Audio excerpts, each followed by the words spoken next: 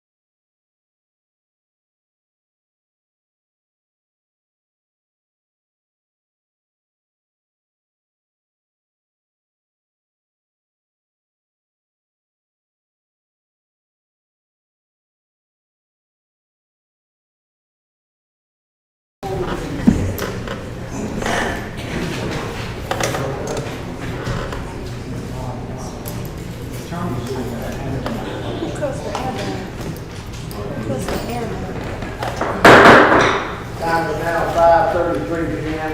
Come to order the City of Bogalusa Council meeting for tonight. Mr. Councilman Irvin is going to lead us in the invocation in the second allegiance.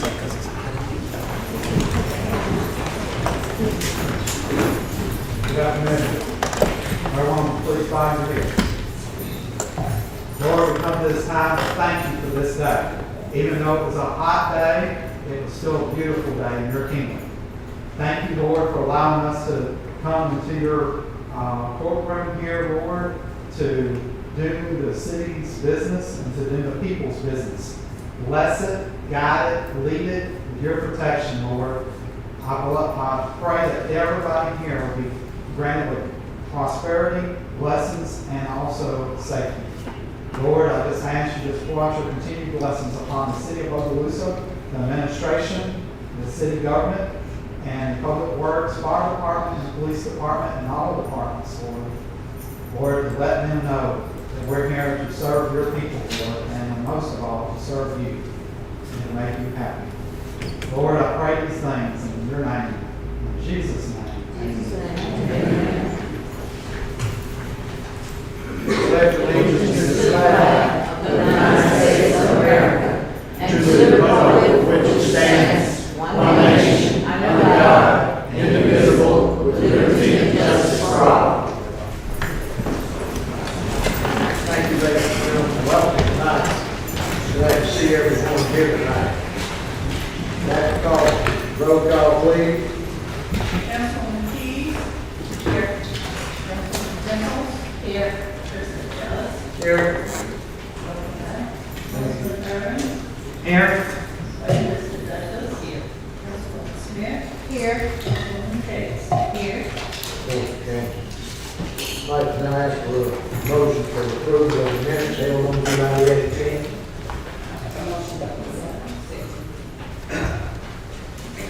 Vote by roll call, please. Councilwoman Keys. Aye. Councilwoman Temples. Aye. President Ellis. Aye. Councilman Irvin. Aye. Vice President Douglas. Aye. Councilwoman Smith. Aye. Councilwoman Cates. I do have a couple of comments in reference to the minutes for July 18th. I did have an opportunity to review our ordinances for July 18th, and that will come about as far as amending the agenda. The record shows there was a 3 to 2 vote,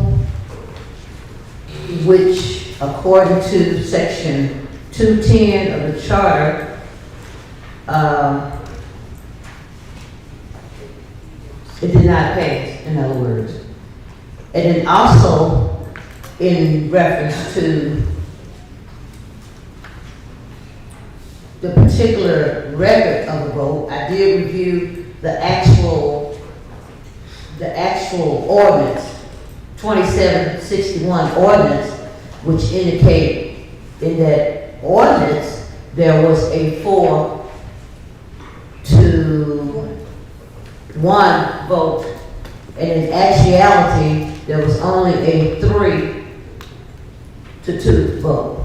So as we proceed, President Kellis, there is a ordinance. It's only to correct the record, to make sure those records are consistent within our ordinance. Now, there was, as I had mentioned before, there was a newspaper article in the August 2nd Bogalusa Daily News that brought it up to par, indicating the 3-2 vote. But as far as consistency across the board, you should have that in your package, council, about just making it consistent that there was a 3-2 vote versus a 4-1 vote. And I will attempt to amend the agenda later on with that. Now, the minutes have been corrected, and with that being said, aye.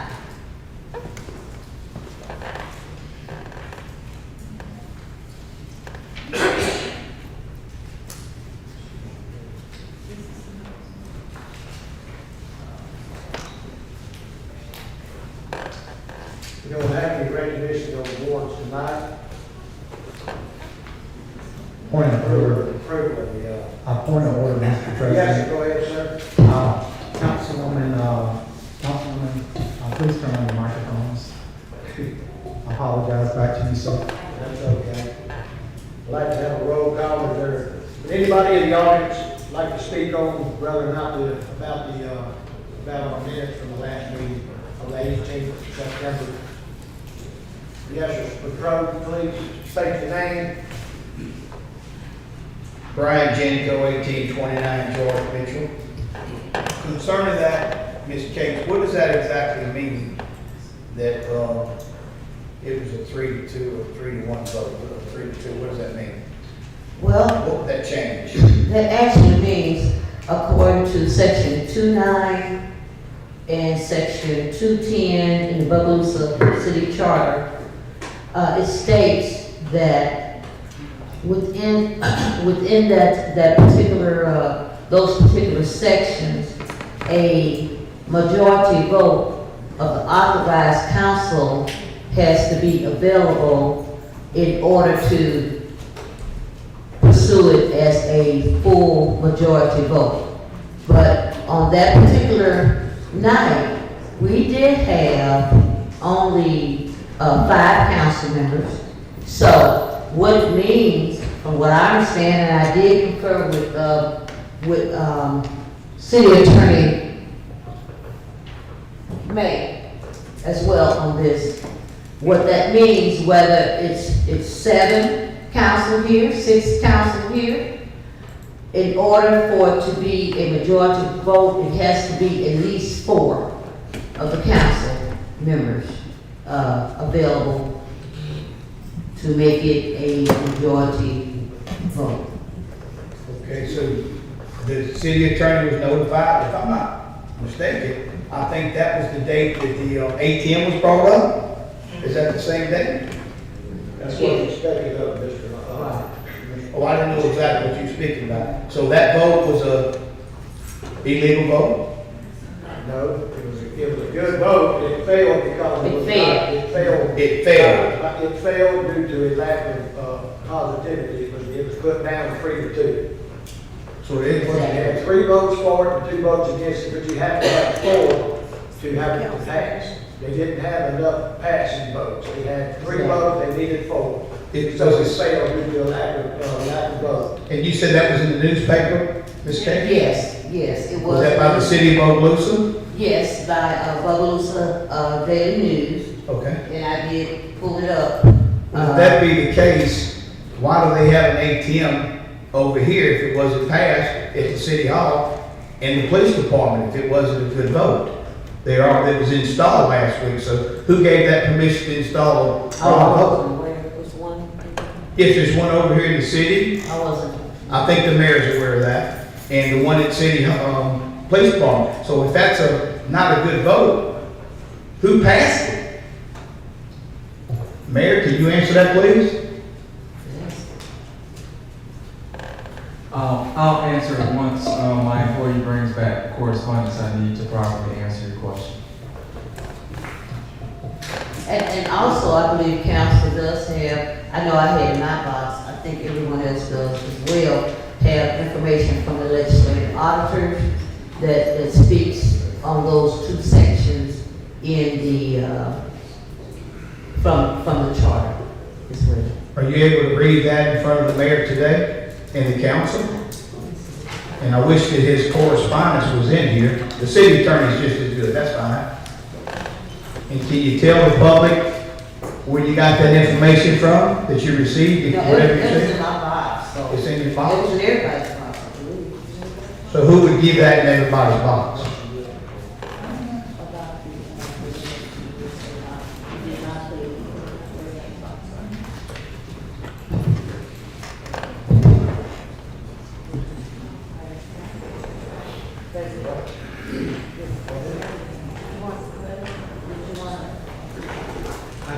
I think, well, so for clarity purposes, our physical minutes are correct here at City Right. Hall. The minutes This are is correct. Right. But what is not, was And I'm not. aware my minutes are up, y'all. I'm just trying to get an answer. If y'all mind, I'd like to just get an answer. What was not correct is what was in the lease. That's the part. That's the part that wasn't correct.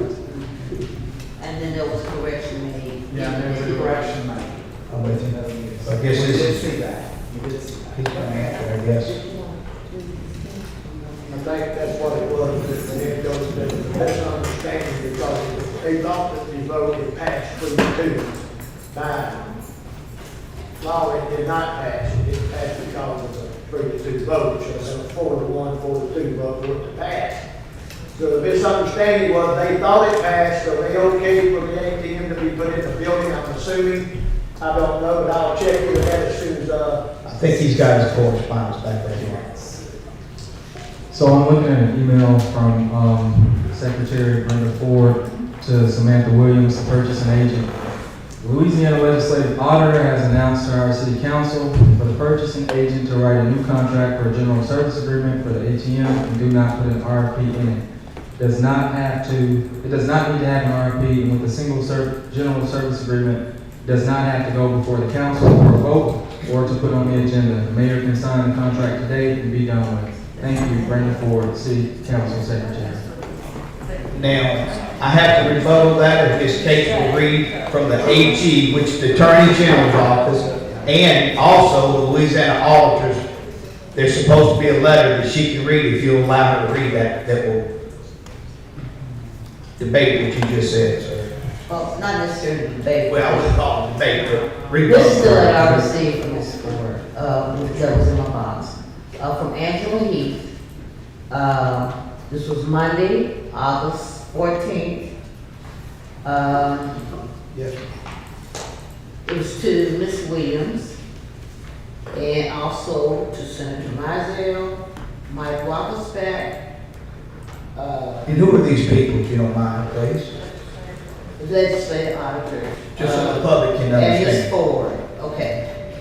This is what it's saying. It says Ms. Williams, Jennifer Shea, General Counsel for the Louisiana Legislative Auditors, LOA. I have tried several times. I'm sorry, over the last week to get in touch with you. With who? Unfortunately, Ms. Williams, unfortunately, your phone rings and there is no voicemail. Okay. In light of that, I am sending you the below information that we sent to Senator Mizell on August 7th, 2023. The excerpt of the Bogalusa Charter requiring all contracts to be approved by the council via ordinance is as follows. Section 210, action requiring an ordinance. An act of the council having the force of law shall be by ordinance. An act requiring an ordinance shall include, but not be limited to, those which, okay, number 16, that's up to 1016, authorize any contract on behalf of the city. The excerpt of the Bogalusa City Charter requiring a vote of at least 4 of the 7 members of the council on all actions as follows. Section 2.9.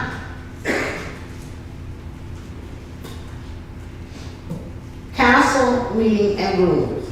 No action of the council shall be valid or binding unless adopted by favorable vote of at least a majority of authorized membership. Okay. I have also attached the excerpts from the minutes of the July 18, 2023 City Council meeting, where the ATM ordinances was brought up. I have highlighted which of the ordinances, which of the discussion begins on the 2nd page. And then she goes on to say, see the attachment. We hope this helps you in resolving the issue regarding the ATM contracts with the city. If you have any other questions, or if there is anything else that we can do for you, please do so. Do not hesitate to contact me, Jennifer Shea, directly at 225-339-3871. I think that's pretty clear to me, guys. I mean, this is the one that I had in my box. So after several attempts to the city, no one contacted them back. Did you say, I must have misunderstood, did I hear you say after several attempts, they tried to get in touch with Ms. Samantha Williams and no email, no phone calls back? Is that what I understood? I'm getting old, I'm just asking. That's not really what we. It is not, I'm just going by what, I got you. It doesn't really matter. It does. They're officer, not a- You're right, you're correct, you're correct. What we'll let you know is we'll look into why the ATM machine is in. It's Okay. not supposed to be in, it be taken out. Thank you very much. Thank the citizens of Bogalusa for listening. Thank you, Mr. Jacob. Is there any other public discussion on this matter?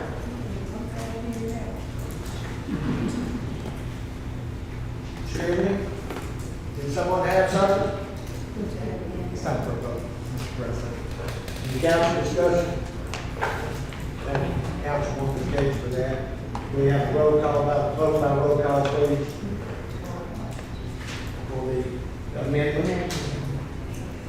She made an amendment on this, it's not a fifty amendment, she made an amendment. Oh, I did not make that. We're right here on the amendment. Not the amendment, she made an amendment, so I was in the process to get the vote on accepting the amendment. Right, we're in the approval of amendments. Right.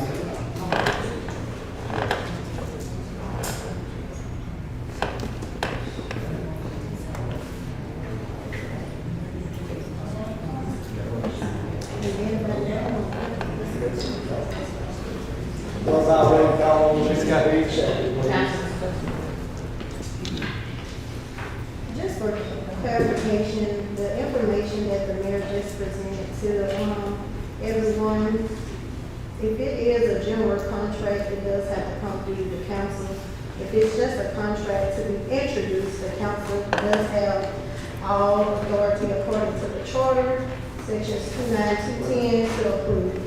And that's just for clarification.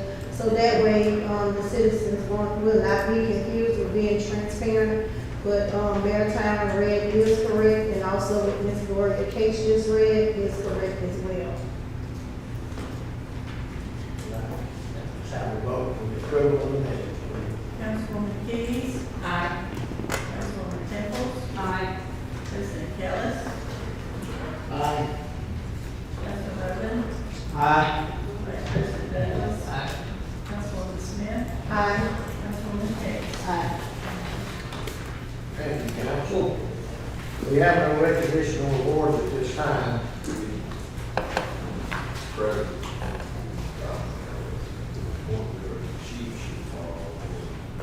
You want to? I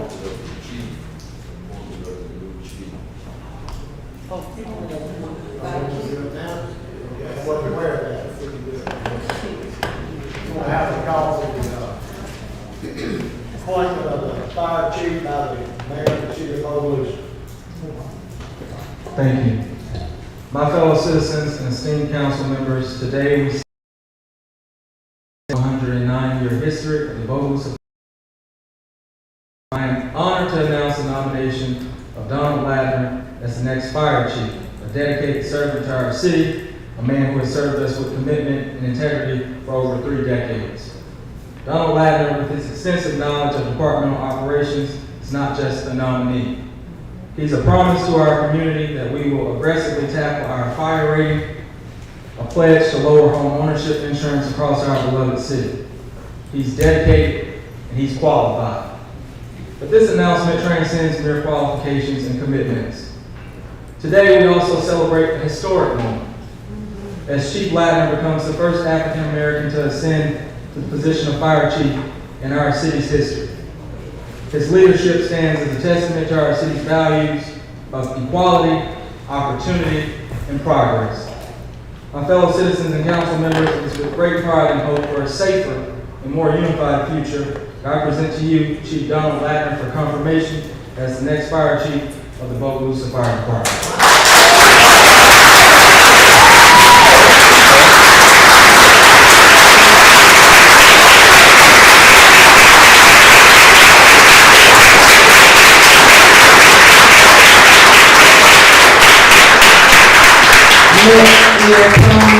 With that being said, so moved.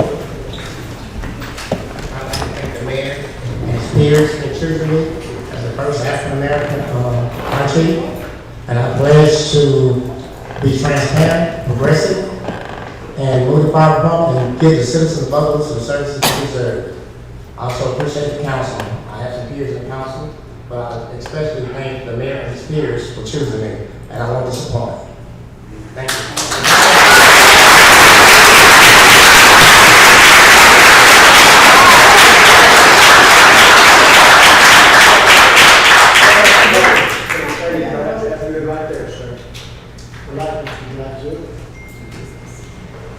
I'd like to make a motion that we accept the nomination.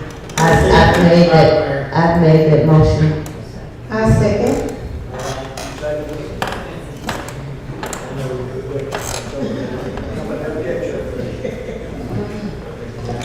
I'd like to have a vote. Does anybody in the public got anything to say on this appointment? Yes.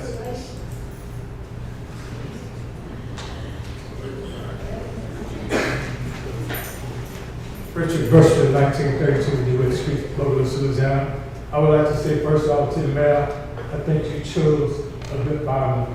I've been on that, forgive my voice, and forgive me if I pronounce his name right. Everybody could pronounce his name right. But I've been knowing him in the community for a long time. I think he was a man of integrity. I like what he does around the community. He keeps the property clean. But most of all, I think he's a man of integrity. I think he chose the right man for the job.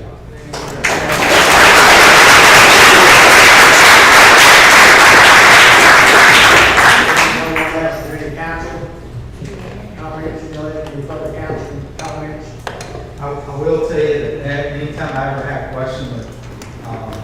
now Chief Ladner, still needs to call me assistant.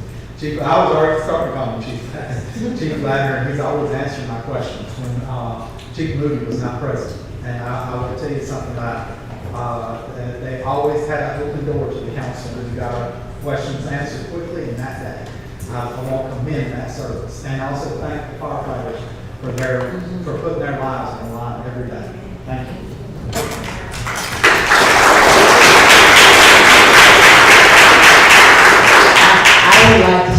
I would like to say Chief Ladner. Chief Ladner is very learned. He has been within our system for many, many years. I have appreciated him helping me since I've been turned in as a council person. And I think, Mayor, you did make a great choice, whether than going through, some other steps that we proceed, to maybe take intact. So I want to thank you, Mayor, and I want to thank you, Chief Ladner, for your service. Thank you, sir. We want to say congrats. I would like to say to Mr. Ladner, thank you for your 3 decades of services. And also thank you to his wife and family. No matter what time or hour that I call him to help any of the citizens or myself, he's always willing, on the clock or off the clock, to come out and help the citizens. So that there in itself is proven leadership. Also, I had the opportunity to speak to some of your new hires that went through the camp and came on to services, and they told me how you were willing to help, take them by the hand, show them what they're doing wrong, just teach them the whole 9 yards. So I just commend you on the job well done, and thank you for everything that you do to service this community. And for some persons that may not know, when the emergency is going on, the fire department at times will be the ambulance services there. So I just commend you, hats off to you, and may God continue to bless and strengthen you. And I know that you will do a great job. Chief Ladner. And also, I made a mistake. I didn't even recognize my guys back here. That was just not and I want to make sure that I recognize those. For the guys that back me, we have a good team. We're gonna roll up our sleeves and we'll go to work. That's right.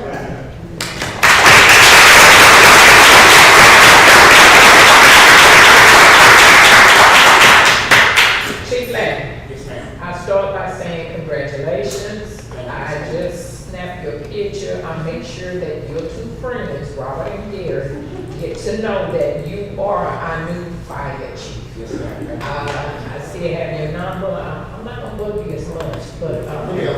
I know that hot box come back. Make sure I'm there. Yes, ma'am. Thank you.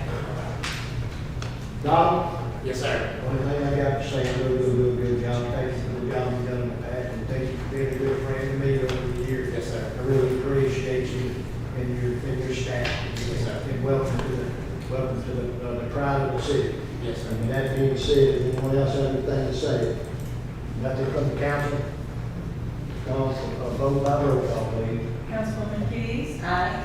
Councilwoman Temples. Aye. President Kellis. Aye. Councilman Irvin. Aye. Vice President Douglas. Aye. Councilwoman Smith. Historic event that I'm glad to meet you on this journey. Definitely I. Thank you. Councilwoman Cates. Aye. Congratulations. Congratulations.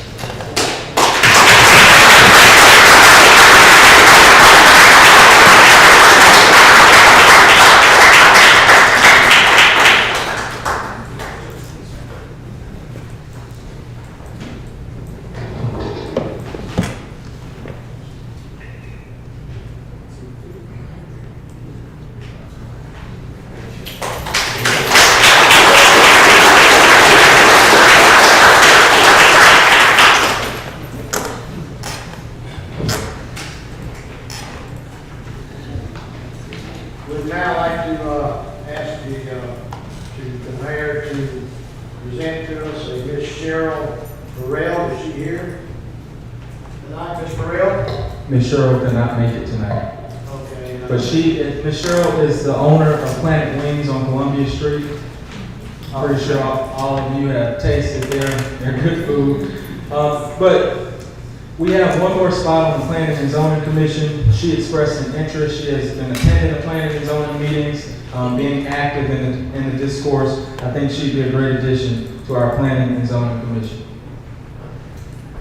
All right, Ms. Cheryl Burrell has been offered up, presented to us by the mayor. Is one of his commission applicants. She is not present, as you all heard, and I don't know Ms. Burrell a little about her. She's a nice lady. Does anyone in the public have anything that they would like to say on this matter? If there have not been anyone in the council discussion. No, I just want to make a donation for her name, Bogalusa mayor, and her maiden name. Can you pronounce her maiden name? Please, you know, I'm gonna get close. Milwaukee. I think the most important part of the commission, and it's hard for volunteers to take their time. We appreciate all boards and commissions, but having a quorum is very important. Because we got to conduct the city business of the city. Thank you. That being said, I make the motion for we accept. Ms. Burrell. Ms. Cheryl. That being said, you have a second. Keys, second. Vote by roll call, please. Councilman Keyes. Aye. Councilman Temple. Aye. President Ellis. Aye. Councilman Urban. Aye. Vice President Douglas. Councilman Smith. Councilwoman Keyes. Aye. We do have some amendments to make. I'd like to offer up amendments to the agenda on a resolution.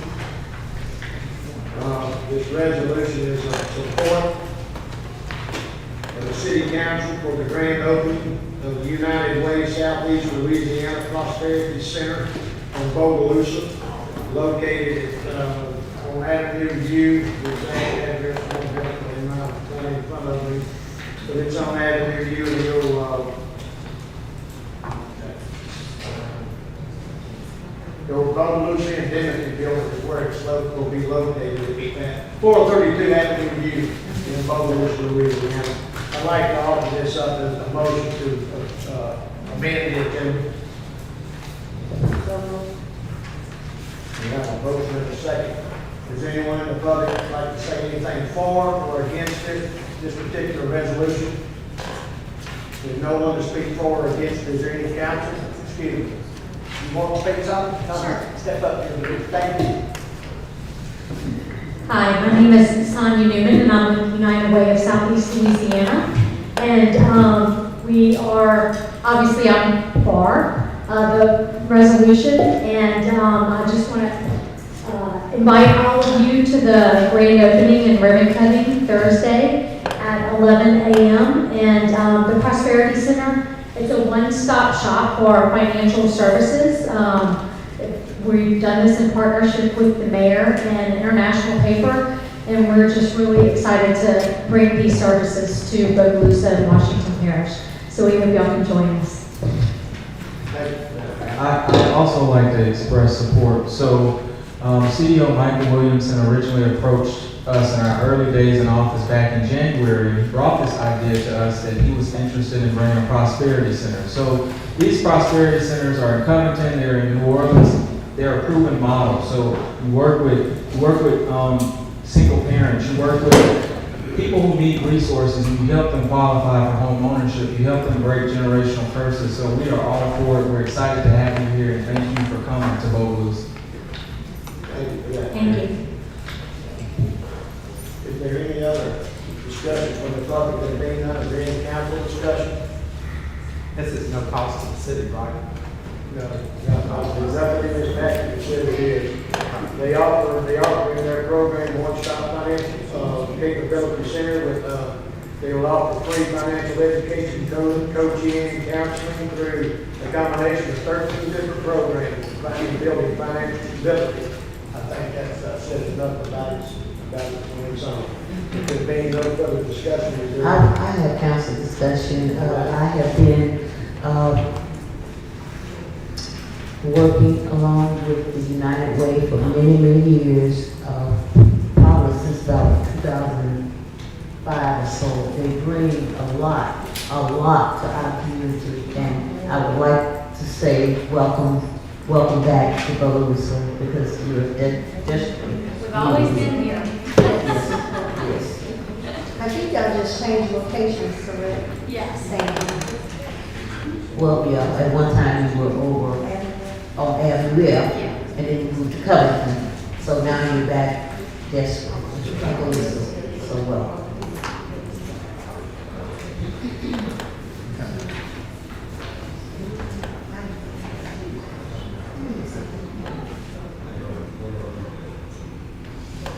All right, we have a vote by roll call, please. Councilwoman Keys. Aye. Councilwoman Tipples. Aye. Councilman Ellis. Aye. Councilman Urban. Aye.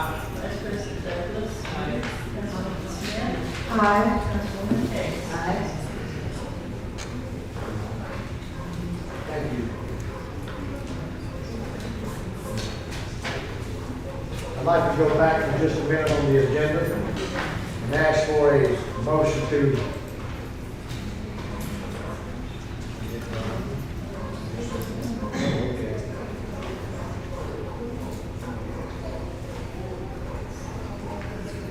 now I'd like to call for a motion on the resolution itself.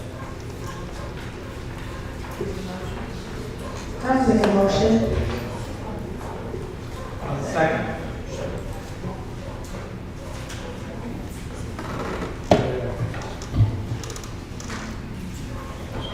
Roll call, please. Councilwoman Keys. Aye. Councilwoman Tipples. Aye. President Ellis. Aye. Councilman Urban. Aye. Vice President Douglas. Aye. Councilwoman Smith. Aye. Councilwoman Case. Aye.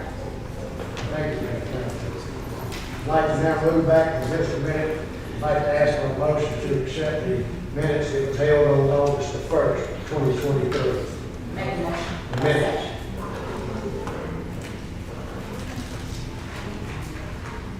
Is there any discussion on this matter by the public?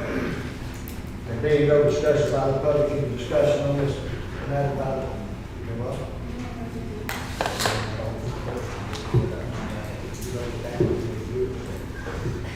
There's no discussion on this, give me a vote by roll call, please.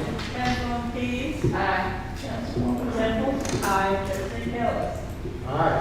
Councilman Urban. Aye. Vice President Douglas. Aye. Councilwoman Smith. Aye. Councilwoman Case. Aye.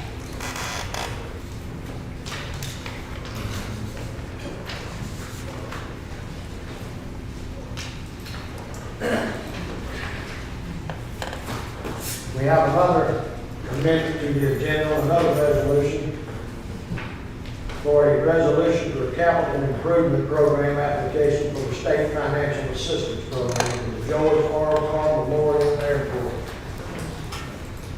This is on the amendment of the agenda. Do I have a motion to amend the agenda? Aye. Is there any further discussion? No, there's no further discussion on the agenda. I'm sorry. Thank you. Roll call, please. Vote by roll call. Councilwoman Keys. Aye. Councilwoman Tipples. Aye. President Ellis. Aye. Councilman Urban. Aye. Vice President Douglas. Aye.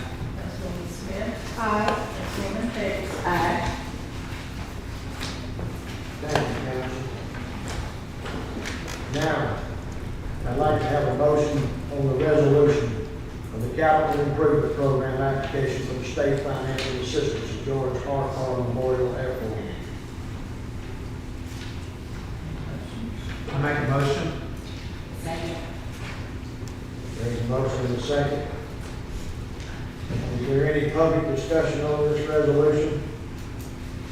It is a sponsor shall provide a matching fund. It will be a grant to receive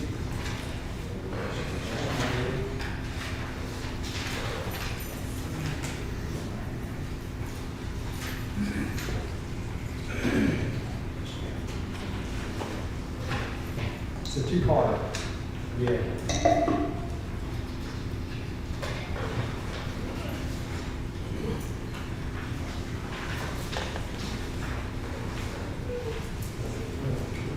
And they're trying to meet the deadline. Mr. King. So basically, this report has been drawn up by PEC, our engineering firm. In order for us to receive the $4.5 million at the airport to extend our runway next year, we have to have this report into the state by the end of the month, which we've included the email from DOT.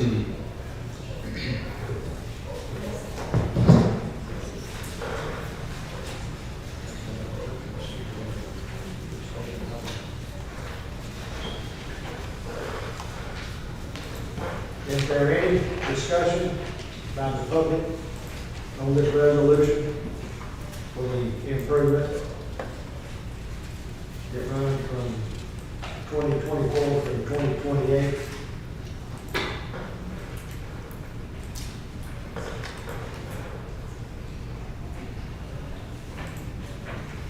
Any council discussion?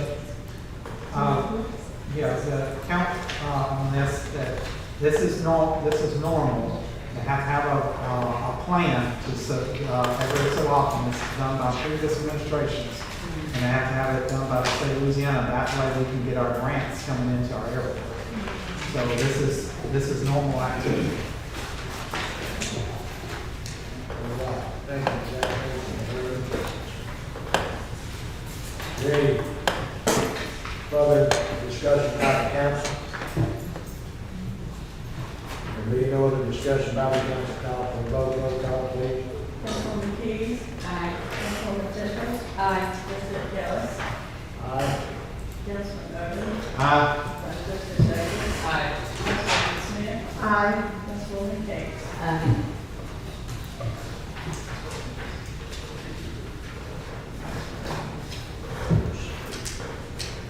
We have another resolution to be offered to you. We have an amendment to the agenda. This resolution is a capital improvement program and an application of state financial assistance from George R. Carl Memorial Airport. I don't have this, but it does call for a development of phase construction of a hangar at the airport. It's a grant, but it's going to cost the city $20,000, if I'm not mistaken, in phase 2 of the construction. It's under Title 7 of the Louisiana Administrative Code that provides for the awarding of additional points in the scoring of priority projects for sponsor-funded match for the Louisiana Department of Transportation grants. Is there any discussion by the public on this ordinance?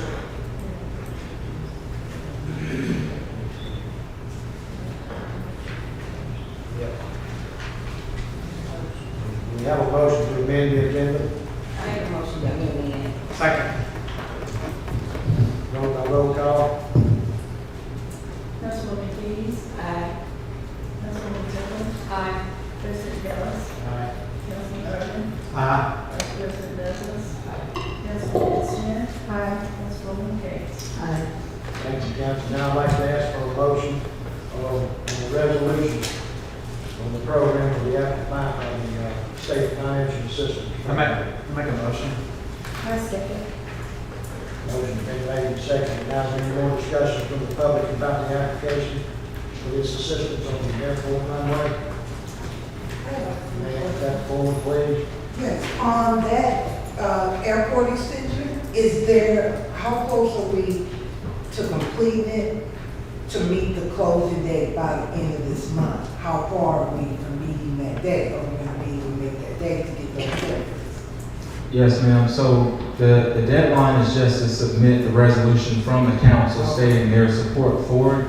The actual construction, if we do get the grant, will not be until next year. 2024. Right, and basically for just clarity's sake, we're seeking to extend the runway so that we can land planes from a FedEx or a UPS. We're trying to start prepping the industrial park for a bigger commercial park. Okay, all I just want to make sure we meet that cutoff, that document to. Thank you. Thank you for that, Mayor. Any council discussion? There being no Council discussion, I'm sorry, Mr. President. I called Mr. Hardy Berthea today about this, and he did say that, when I was reading over all this, because I've read this paperwork before, and I do have a FAA and radar endorsement, so I've read these types of paperwork before.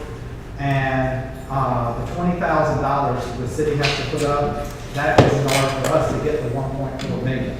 So I think that's a very good return on our money. So extremely return, because I have never seen a grant. And that's the first time they've ever asked for us to put up money for the airport. I want to let y'all know that in the administration. So I talked to Mr. Hardy. He was very knowledgeable, and this is the right people we got doing that. So go ahead, Mr. President. Thank you for that. I'd like to have a talk and vote by roll call. There's no further discussion by the council. There being none, so move for the vote. Councilwoman Keys. Aye. Councilwoman Temple. Aye. President Ellis. Aye. Councilman Urban. Aye. Vice President Douglas. Aye. Councilwoman Smith. Aye. Councilwoman Hicks. Aye. Now that we got all this second round of the way, we're going to move forward to the introduction of ordinance. First ordinance being introduced will be introduced by Councilwoman Keys.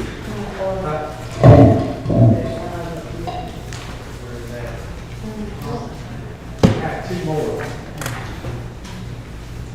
We got two more. To amend it.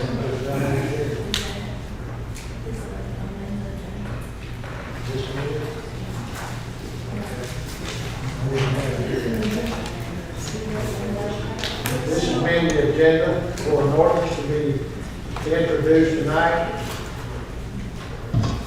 And have a motion to amend the agenda, please. Make a motion. I second. Vote by roll call, please. Councilwoman Keys. Aye. Councilwoman Temple. Aye. President Ellis. Aye. Councilman Urban. Aye. Vice President Douglas. Councilwoman Smith. Aye. Councilwoman Hicks. Aye. Thank you, ma'am. Now, we have a motion. This is ordinance. When introduced to an ordinance authorizing the city of Bogalusa to approve the hiring of eval IQ and eval IT for our comprehensive managed services. That has to do with the internet stuff, I suppose. That's the comprehensive management.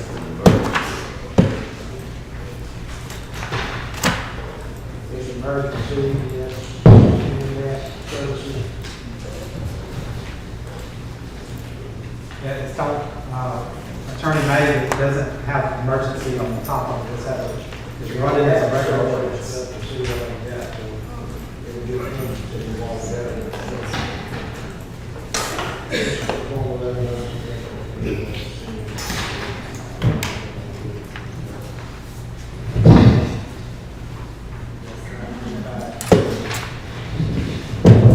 The network restoration and managed services for the internet. And it has to do with emergencies with our internet.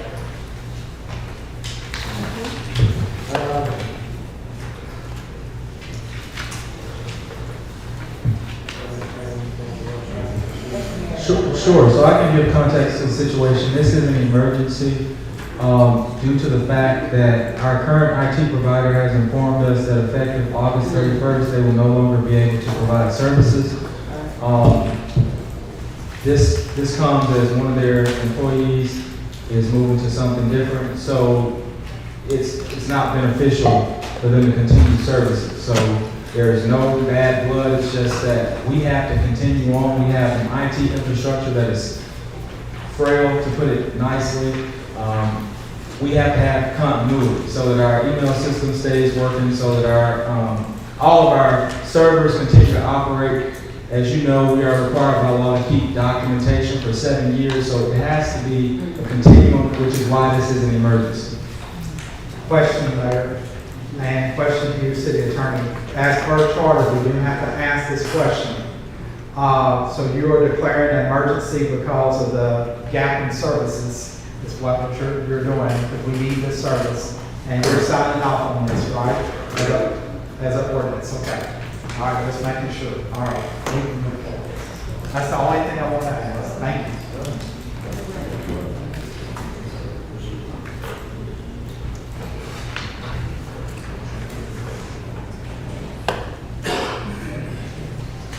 So, Mr. President, it will run as emergency ordinance.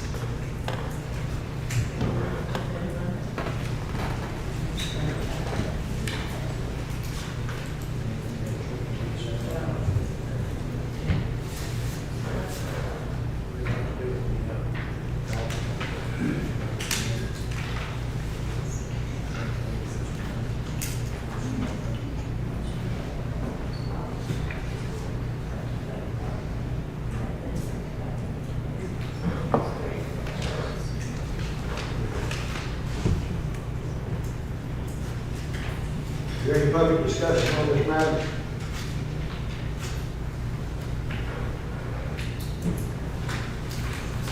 We're going to vote on it tonight. When it comes time to vote, and it'll be brought back up again on our September the 5th meeting, because this has been declared as an emergency ordinance. It wasn't presented as an emergency ordinance, but they declared it to be one. So we'll move forward with the council discussion on discussion. We also have a representative from Evolve IT present today. You can come to the podium.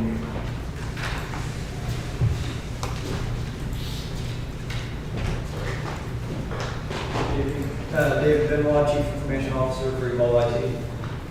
So, just some quick points. Like the mayor said, the continuation of services is critical. With them giving such a short notice to the city, if a server goes down, the email server, the water server, anything that has to do with the critical functions of the city, that could be disastrous for the city itself. So, to remediate that, we would come in as an interim between now and the next time, either a continuation of our services or a continuation of another company's services. A few things that we found on our initial discovery was a lack of labeling. So there is no labeling from your IT closets to the computers, so we don't know where the cabling is actually going, which creates a huge issue for troubleshooting, as you can imagine. There's an absence of asset management. So there is no established asset management system, meaning there's no record of what the city owns, where it's located, or the status of the asset. That includes computers, phones, other systems. And it hampers the ability to plan for future needs, to know how many computers would need to be replaced, for example, or consolidating servers. There's a decentralized network. So this leads to disjointed operations and inefficiencies. A centralized network will allow for better control, streamlined operations, easier maintenance, and improved security, which could improve the actual operations by up to 90%. You guys do have over 100 computers that are not connected in any kind of central fashion. And then there's some limitations with the actual email system. I'm not going to go into too many technical details about it, but essentially the email system itself doesn't support using multiple devices or syncing between them like a modern email system would. So that can hinder communication efficiency and productivity as well. Do you guys have any questions? Any questions from the council? Yes, I'm going to be blunt about this. How much per year? So, well, per year, we actually haven't been able to do an actual discovery yet to find out about how much per year. It looks like it would be about $9,000 per month for support services. With an estimate of, you guys have 100 devices that need to be managed and supported, and including the servers. The initial discovery to fix all of the problems that we found will cost about $42,000.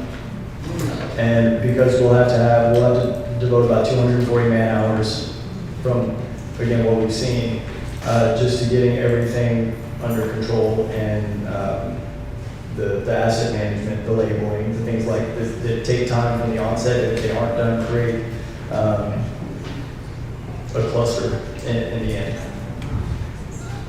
Mr. David, will your company be able to fix the problems that y'all find that we do not have temporarily at this time for permanency to make sure that our system is updated? Yes, we do have a method of contacting us for support if need be. Okay, and with those services, is there a fee as well? Is it all included in $42,000? So with the emergency operations, because we're going to be focusing on getting everything under control at first, for the support will be at $150 per hour. For if we're on site, we can assist as necessary. If we are remote, then that is where we would have to charge. Okay, on site, I see you coming out of New Orleans, Louisiana. That's on top of the first amount that you told us, right? Correct. That's extra fee. Correct. Extra fee, and do you charge gas mileage? No, we do not. So we're looking at, let's, when you all said and done, just what I heard, an estimate about $150,000 from between the updates that needs to be done at $42,000 plus all the labor and stuff like that. So we're looking at about, just a rough estimate, about $150,000.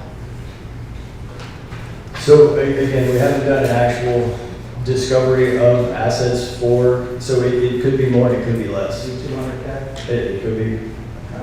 And if I'm going to be frank with you, that is the standard for these types of services. And I know that, and I understand that. It's just that we're trying to figure out where we are budgetary wise. Right. Making sure we have enough budgetary to cover that situation. So what our CEO actually specializes in is in grant funding. Okay. So requesting funds from federal grants to assist with things like you're talking about. We actually work heavily with two of the major deep water ports in Louisiana, Port Blacklands and Port South Louisiana.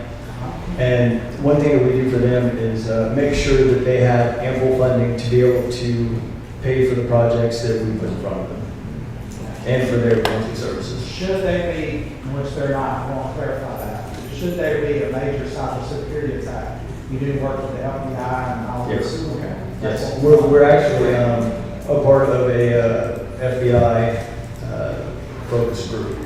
I've been trained in continuity of government. Okay. But the thing is that I just wanted to ask this kind of question Yeah. before we move into a new agreement with you and everything else. Now, there's another thing that's been brought up about amongst municipalities, and we have privately discussed this amongst different councils. And most councils are city charters or our thing, but regardless if you're on a charter or large map, it affects us all about cybersecurity attack. They brought up about having cybersecurity insurance. Are you aware about that? Yes. Yes, so we have I a do $5 advise the million. city to look into that too. Yeah, I know that's a separate deal, absolutely, yeah. but that has been recently brought up to our attention. And just to provide some clarity on the state of our IT infrastructure, I mean, earlier in the year, we had a breakdown in the servers for 2 different breakdowns, but one was for 12 days. We lost all our data. We had to pay our financial team overtime to stay late and try to gather all this information back for water bills, for that sort of thing. So it's also a problem in terms of our email system. We're on some third-party, nondescript email. If you are not at the computer where you sent that email out, you can't see it. So when somebody's calling me and I'm traveling to a meeting in Baton Rouge, hey, can you check your email for this? I have to call the staff member and say, can you go on my computer and look for this particular email? So all of this stuff, all of this IT infrastructure is outdated, it needs to be replaced, and God forbid if we get hit by a hurricane, we need to be ready. Ready to communicate with the public. Right now as it stands, we're not able to do that. So this company will help us get there. Their founder sits on, their CEO sits on the governor's cybersecurity task force, so they are vetted. They have the manpower to accomplish it. We would like we discussed with them, we would primarily be focusing on keeping the operations running until we get to the end of our fiscal year to get to our next budget. Then we'll present another contract with the full terms and services. My additional question is, Mr. David, is your timeline on repair for all of these fixes for the city of Bogalusa? So my plan is to put in the 240 hours in about 6 weeks. So that we're looking to get this done. I don't play around. I want to get in and get you guys up and running. The faster I can get you guys up to speed, the less work it is on me in the long run. And thank you, Mr. David, because we are approaching August the 31st very rapidly. Yes. Yeah, so as soon as this gets approved, we'll be in here to start getting all of these issues lined out, prioritizing the major ones first and working from there. Try to get as much grants. Absolutely. Yes. Oh, that's my favorite thing. Yes, we would love to celebrate grants. I'm not being entitled on this. Thank you. Is that everything for me? Thank you. Thank you. All right, thank you for that, sir. Appreciate that information. I'd like to go to council. Any other discussion at the table with the council? There being no other discussion, that vote by roll call, please. So moved. We'll move on motion. Need a motion. Make a motion. I second. I motion already. Yeah, roll call by vote. Councilwoman Keys. Aye. Councilwoman Temples. Aye. President Ellis. Aye. Councilman Irvin. Aye. Vice President Douglas. Aye. Councilwoman Smith. Aye. Councilwoman Cates. Aye. We have one more ordinance that they want to introduce tonight. To be introduced by Councilwoman Cates. First we have to have a motion to amend the agenda for it to be introduced. I make a motion. Second. Motion being made and second. Ms. Cates, would you introduce your ordinance, please? Yes. An ordinance authorizing the mayor to enter into a general service agreement between the Bogalusa and Brennan providing ATM services to the city of Bogalusa. Be it ordained, the council authorizes the mayor to enter into this particular ordinance. Now, as I indicated earlier, this is only an ordinance, amendment of an ordinance to make sure our records are up to date, okay? The records for this particular ordinance, 2761, indicated, once again, there was a 4-2 vote with one, this indicated four ayes, 1 nay, and 2 absent. But to make a correction to that, this is only to make a correction. The actual recording should be 3 ayes, 2 nays, and 1 absent. This is to correct our ordinance number 2761. And also in the actual minutes, it does say there was 2 nays, 3 ayes, and 2 which were absent. So we're making the correction to indicate that there were 3 nays, 2 ayes, and 2 absent. That's just to make a correction, so we have everything in accordance with our ordinance number 2761. And I did take a liberty, I believe you all have a distribution of the actual minutes. And if I may, Councilwoman Smith, nay. Councilwoman Cates A, Councilwoman Keys A, Councilwoman Temples absent, Councilman Kellis absent, Councilman Irvin nay, and Councilwoman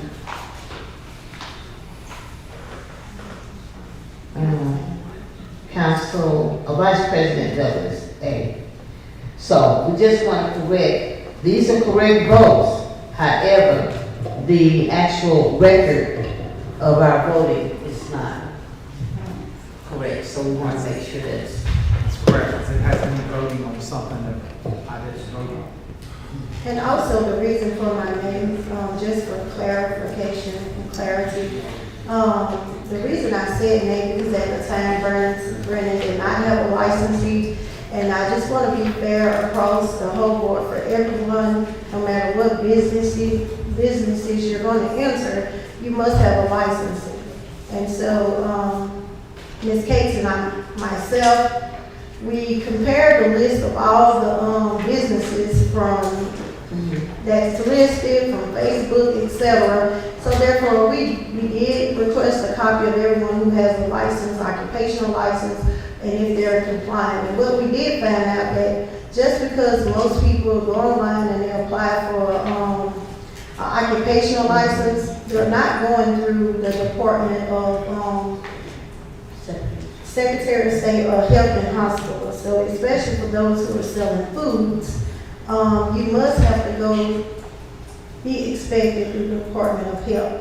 So we found that a lot of businesses are operating without occupational license here inside the city limits of Bogalusa. And it's very transparent for those persons to take out the time to go on the website. Your license may start at $50, exceed up to, we'll just say $1,000, but that's very important to have those licenses. And if I say yes, then that means I'm agreeing to everyone inside the city limits of Bogalusa to not have an occupational license. We could just open up a business, they come in and start making money.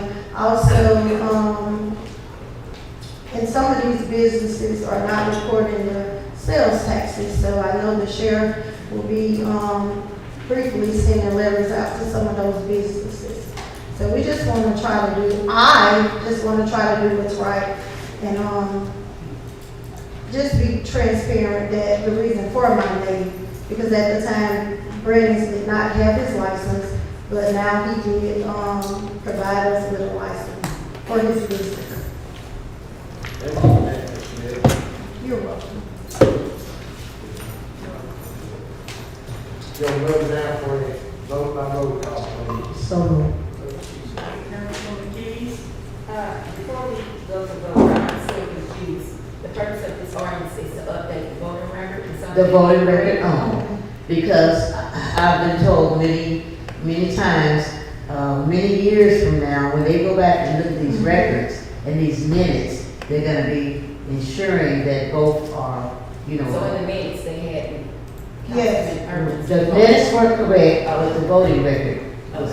And we also called for clarification that we had to go back to correct it the correct way, to reflect the minutes as well. Even though it's been corrected, we were told you have to put an ordinance in place, bring it back before the council.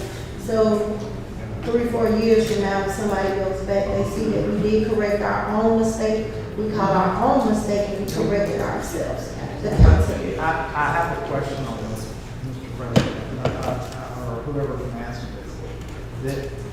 But isn't this ordinance is only being introduced and then be voted on at next? What we're going to have, we're going to vote on the amendment of the council. I mean, of the agenda. Okay, amendment. Amendment of the ordinance, I mean, the agenda, with this ordinance.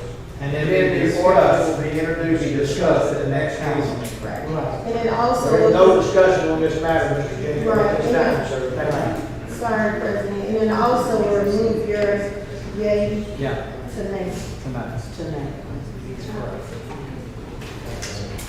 No, not on Huh?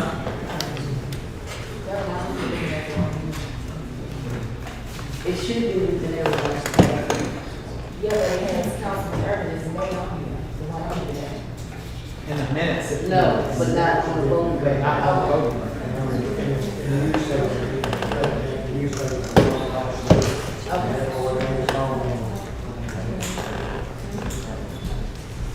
I'd like to have a vote on amending the agenda now, please, by roll call, vote by roll call, please. Councilwoman Dees. Aye. Councilwoman Temple. Aye. President Ellis. Aye. Councilman Irvin. Aye. Vice President Douglas. Aye. Councilwoman Smith. Aye. Councilwoman Davis. Aye. Now let's have a motion on we don't need a motion, this will be introduced. Would you introduce it, if you could read it as the top part of this case, please, so they'll know what we're talking about. It's an ordinance, you want to read it? Okay, thanks. It's an ordinance to correct and update the voting record of ordinance number 2761 in reference to authorizing the mayor to enter into a general service agreement between the city of Bogalusa and Brandon's venue, providing ATM service to the city of Bogalusa. This is not anything to be voted on, except it's going to be voted that we accept that there was a mistake on the voting, and we've corrected that mistake. There'll be any further discussion to be brought up on the September the 5th meeting. Thank you. Now, we're going to move on to introduction of ordinances. The first ordinance to be introduced to you tonight will be introduced by Councilwoman Dees. An ordinance authorizing the mayor to enter into a personal and/or real property liquidation contract for the sale of personal and/or real property by a public auction broker or private treaty between the city of Bogalusa and Surrey Corp International Incorporated. And this will be voted on in 2 weeks. The next introduction will be made to the ordinance will be introduced to you by Councilwoman Case. An ordinance therefore to be paved in the populous quarters area. This will be discussed at the next council. I'd like to ask the council to table this ordinance. The reason being, we've stated for months that we're getting ready to pave Church Street. I don't know why we need an ordinance. Quite honestly, from my point of view, I'm aware that the sponsor has announced her candidacy for state senate. I'd like to respectfully ask that we leave politics outside of City Hall. If we are already going to pave Church Street, why do we need an ordinance? This is political bluster, and I'd like to ask that you all table this because we need to leave campaigns and government separate. I beg your pardon, Mayor. I mean, come on now. This has been an issue that has been brought to me by the citizens to pave not only Church Street, but Roosevelt Street, as well as Lincoln Street. This is not a political point. I thought you would be more professional than to accuse me in the public of this. This is on behalf of the citizens and not a political ploy. And I could say some other things that has been political ploys in our last elections, but I'm not. I'm going to be professional. I'm going to be professional with that. You know, it has nothing to do, nothing at all, Mayor Trump. You know, really, come on, man. Come on. You know, why are you attacking me like that? Why? You know, I have nothing to do with that. I'm not that type of person. I'm never that type of person, Mayor Trump.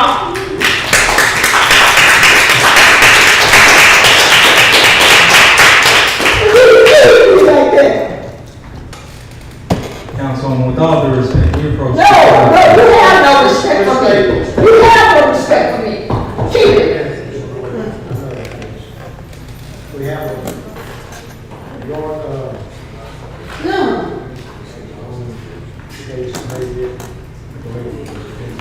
Wow, man. It can be pulled at any time. It can be pulled at any time. It doesn't have to. Wow. We don't have to pull it President Mayor.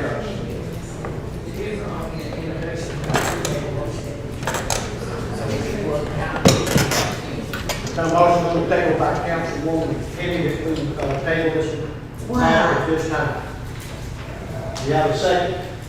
Second, for the sake of, we all submitted streets to be paved, and so we don't want a slew of ordinance coming from each district of streets that have to be paved, so in fairness to all, yes, I said on the table. We're going to table this motion and call for a vote. Is any other council discussion on this matter? The only question I would have is if there was appropriations for that to be done that way, because we can set aside in the 24 budget for street paving in all districts and, do it as an equal situation. And, but that is not, I wouldn't do it in the 23 budget. I would not do it. Well, I do know that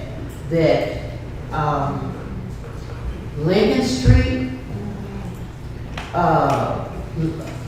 Roosevelt Street, Lincoln Street, Church Street have not been paid since the 80s.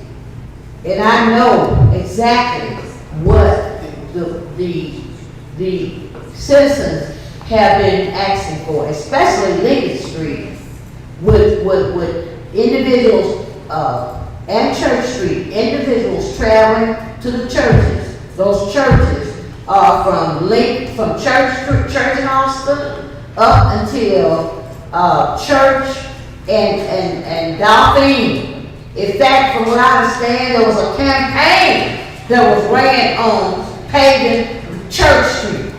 And we have not gotten there yet. People are asking me, where are we on Church Street? Where are we on Lincoln Street? I think your concern should be with the parish. We're in the middle of the process. We've already talked with the parish about paving Church Street. It's in negotiations. This is not the way to do this. Like Councilwoman Key says, this is going to open the door to every council person just submitting streets.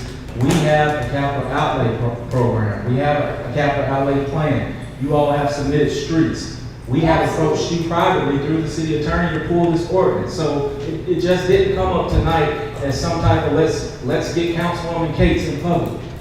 I've approached you privately about it through the city attorney. Well, Mayor, this street has been on my list since 2015. I wasn't here in 2015. Well, I'm telling you, it's been on there since that long. And I want the citizens to know why, other than accusing me, what's the real reason why these streets aren't being paved? What's the real reason? Actually, pass, ma'am. Thank you. Talk to you. We'll call for a vote. Roll call. Councilwoman Keys. Aye. Councilwoman Temple. Aye. President Ellis. Aye. Councilman Arvin. Vice President Douglas. Councilwoman Smith. Aye. Councilwoman Cates. Nay. Next ordinance to be introduced by Councilman Irvin.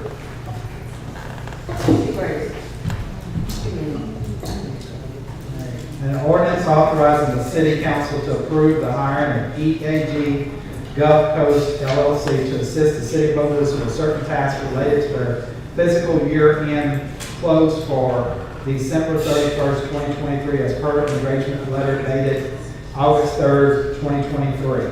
This will be up for discussion at our next council meeting. Thank you for that, Councilman Irvin. Next ordinance to be introduced tonight will be introduced by Councilwoman Keys. Ordinance authorizing the Department of Parks and Recs to establish a fee schedule for the use of county plots in Castle Park, and this will be voted upon in 2 weeks. Thank you for that. Next, we have an ordinance of adoption of ordinance in public hearing. First ordinance to be introduced by Councilman Irvin. A ordinance extending the employment contract of Adams and Reese LLP of New Orleans, Louisiana, as a special counsel to the city of Bogalusa with respect to the insurance and administration of bonds and other indebtedness, the holding of elections, and other related financial matters, and authorizing the execution of amended and restated contract of employment in connection with the foregoing. This is to be discussed tonight, and our bond attorney, Mr. David Wolf, is here. He's been with us for a while now. All right? I make a motion, by the way. We have a motion and a second. Is there any public discussion on this matter? Mr. Wolf, sir, would you like to come forward and have anything to address the council and the administration tonight, sir, about this? Thank you, Mr. President. I'm David Wolf of the Adams and Reese Law Firm in New Orleans. As you all know, I've been working with the city of Bogalusa as a special bond counsel since the late 1980s. And in the previous administration, we started formalizing our employment with an employment contract that provided the specific items that we would work on as an adjunct to the city attorney's office. And at the beginning of each term, we would extend that contract. I would, if you approve the contract tonight, I'll simply continue doing what I've been doing for the last 35 years, I guess, handling the city's bond issues, coordinating the elections, keeping you all up to date about bonds and taxes, fiscal matters, briefing you at the beginning of your term, particularly new council members, on how things work with the bonds, the elections, and so forth. Again, I am only an adjunct to the city attorney. Your city attorney is your main attorney. But under your charter, you are required, if you employ special counsel like me on special matters, to do it by ordinance and written contract. So that's why we're going through this procedure. Contract is basically the same as it's been in the past. The hourly rates are higher than the Attorney General. The Attorney General's stated rates, but they are about 2/3 of the hourly rates that Adams and Reese has assigned for each of us. So in talking with the city attorney and the mayor about this, this seemed like a reasonable compromise on the fees. We have, as far as I know, no tax elections coming up for at least another couple of years after having renewals, it seemed like almost every election for several years. Also, there's only one bond issue outstanding at this point. So aside from really handling the millage election, which I do for you all every spring, and being on board when questions come up about the bond issues, last year at the end of the year, there was a last-minute matter relating to a lease purchase, which I helped the mayor and the city attorney with, but it's not really something where I'm going to be billing a lot of money, certainly every month on this. But having the contract helps because it allows us to jump on anything that comes up as soon as it comes up, because our employment would be already formalized in the contract, and we would have to go through a whole ordinance process for each individual matter. I'm happy to answer any questions you have. Thank you for that, Mr. Wolf. Any council discussion? Mr. Wolf, any questions for Mr. Wolf on this matter? Did I hear you say something about bond or whatever might be coming up? What did I heard you say something about that? The next tax renewal, the next tax doesn't expire until after 2025, so I don't believe we have any villages that need renewal. There's only one bond issue that the city has outstanding at this time. That's a loan with LDH, the Department of Health, for the water system. And the last payment on that bond is, I believe, in 2029. It's already, it was done in 2009, so we're 14 years into the 20-year term on that. It's being paid on schedule from revenues of the water system, and we haven't had any new bond issues in a number of years, and not aware of any even under discussion at this point. That was the first water meter replacement program. Well, I would just like to thank you, Mr. Wood, for your 40 years of services in your field, and thank you for realizing the need that we do need to have you, and for not charging most legal fees, which big corporations do, at 700 plus more hours. So we do thank you for keeping the cost at a rate that we're able to continue to afford you, and we do appreciate your services. Thank you, I appreciate that very much. Any other council discussions with Mr. Wolf? There being none, I'd like to call for a vote by roll call, please. Councilwoman Keys. Aye. Councilwoman Temples. Aye. President Gillis. Aye. Councilman Urban. Aye. Vice President Douglas. Aye. Councilwoman Smith. Aye. Councilwoman Case. Thank you, Zach. Thank you for being here, Mr. Wolf. Appreciate your time and your efforts keeping us up to date on everything. Next, we have an ordinance to be introduced to you tonight by Councilwoman Case. An ordinance requested by the Planning and Zoning for the Kidney Hypertension Association, Bogalusa, to adopt a permanent freestanding on premises two-sided illuminated monument sign at 1425 Avenue F. Now, I did have an opportunity to go and visit the Hypertension Association of Bogalusa, and I spoke with a gentleman, Brian, that works there, and this is going to be an extension of the Kidney Center. Is Mr. Brian here tonight? Would you like to come forward, sir? Please. Thank you. Councilman, City Council, we're just got the approval by the Planning Commission to have the sign put up. We've been in Bogalusa for the last 20 years. We recently purchased this property on Avenue F about 3 years ago, and we're just looking to upgrade the premises and put in a nice regular sign. So any questions or? I know that Mr. Brian and I talked about if there would be additional employees in place, and we're going to work with what we have so far. Could you elaborate on that for now? That's correct. We are looking to expand our operations in Bogalusa, adding another day per week to serve the residents of Bogalusa and Washington Parish. Thank you very much. Unless anyone else has any Do questions. we have a motion on this ordinance? So moved. Is there any other discussion on the ordinance? Is there being none, is there any further council discussion on it? Thank you for your time, sir. I'd like to call now for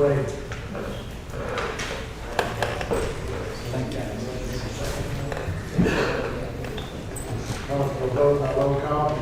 Councilwoman Keys. Aye. Councilwoman Temples. Aye. President Gillis. Aye. Councilman Urban. Aye. Vice President Douglas. Aye. Councilwoman Smith. Aye. Councilwoman Case. Aye.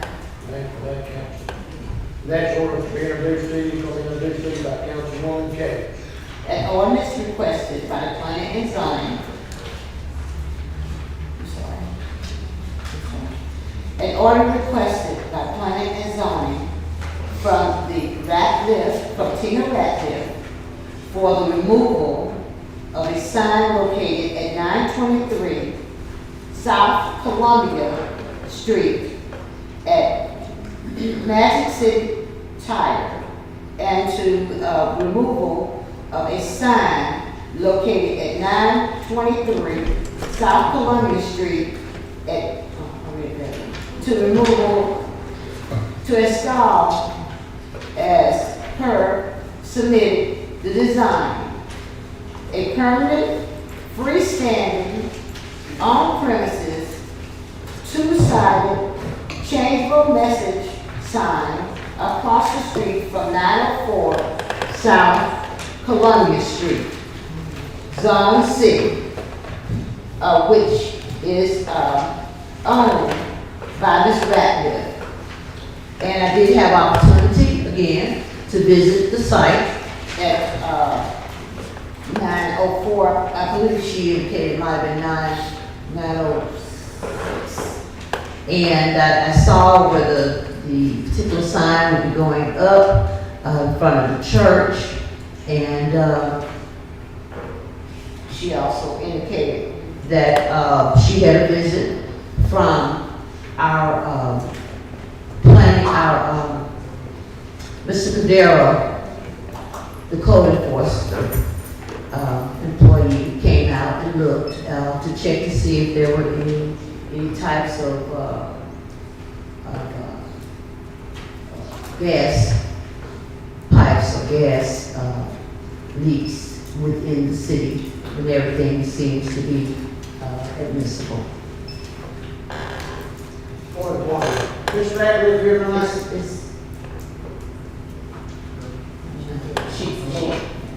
I'm going to make a motion that we table this for the September the 5th meeting, which time I'll get with Ms. Radcliffe about this matter. I've noticed in the paperwork that it says the state has to grant her permission, and it has to be approved by the State Bar Association, and there's no proof that she has that in the packet. So if I talk to Ms. Radcliffe to make sure that we don't violate any state laws, and she don't get in any trouble, I'll check with her and get back with you on September the 5th.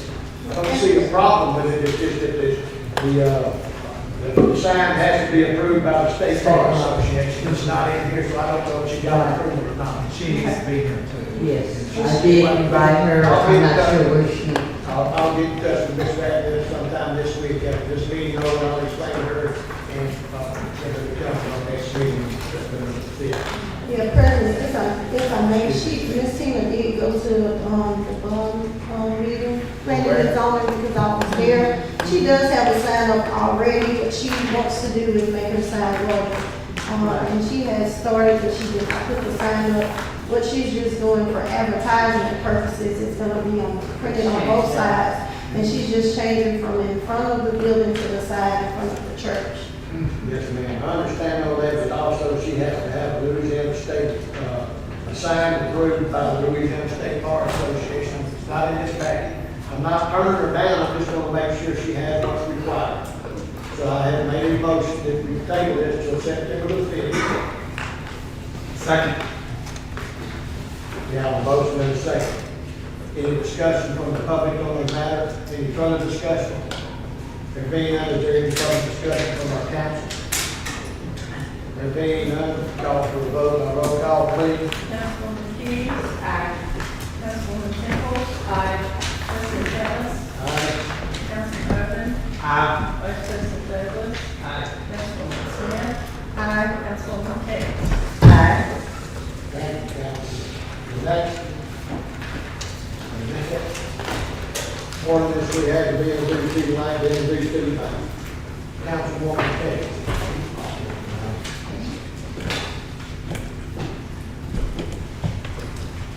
An ordinance authorizing the mayor of the city of Bogalusa to enter into a lease agreement with District 8 Neighborhood Association and repealing any and all conflict herewith. Okay. The District 8 Neighborhood Association has been housed in the Poplar's Court Recreation Center since 2016. This is a program for our youth on the north side of the city. Our youth has been a safe haven for our youth. Mr. Larry Brown is the director of the District 8 Neighborhood Association, and the particular programs that are in place were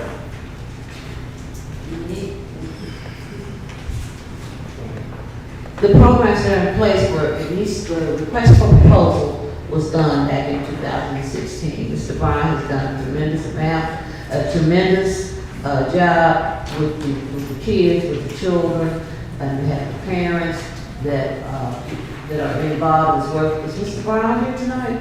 I'm here. Would you like to come forward, Mr. Brown, please? Let us get our motion in our second, then we can have our public discussion. I'm sorry. That's okay.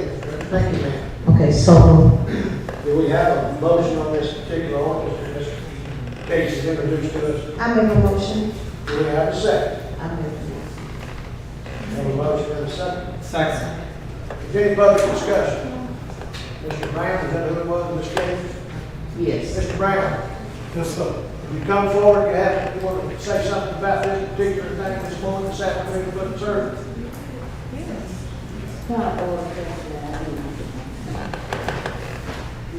My name is Larry L. Brown, 923 Northbrook Hill Street. And I'd like first to say to the Honorable Madam Clerk and your administration and the council people, most of you was here when you first awarded the building to me for the Poplar Quarter Recreation Center. We have kids from 4 years old, little ones. We didn't mean to have them supposed to be 6, but sometimes the kids came and brought their little sister or brother, and I allowed that. And everything has worked out very good. And I'd like to let you guys know, thank you very much for giving me a chance to do something that comes from my heart. And we did very well.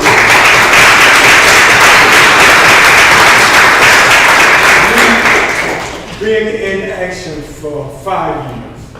We got the agreement in 16, but we really didn't start until like 2018.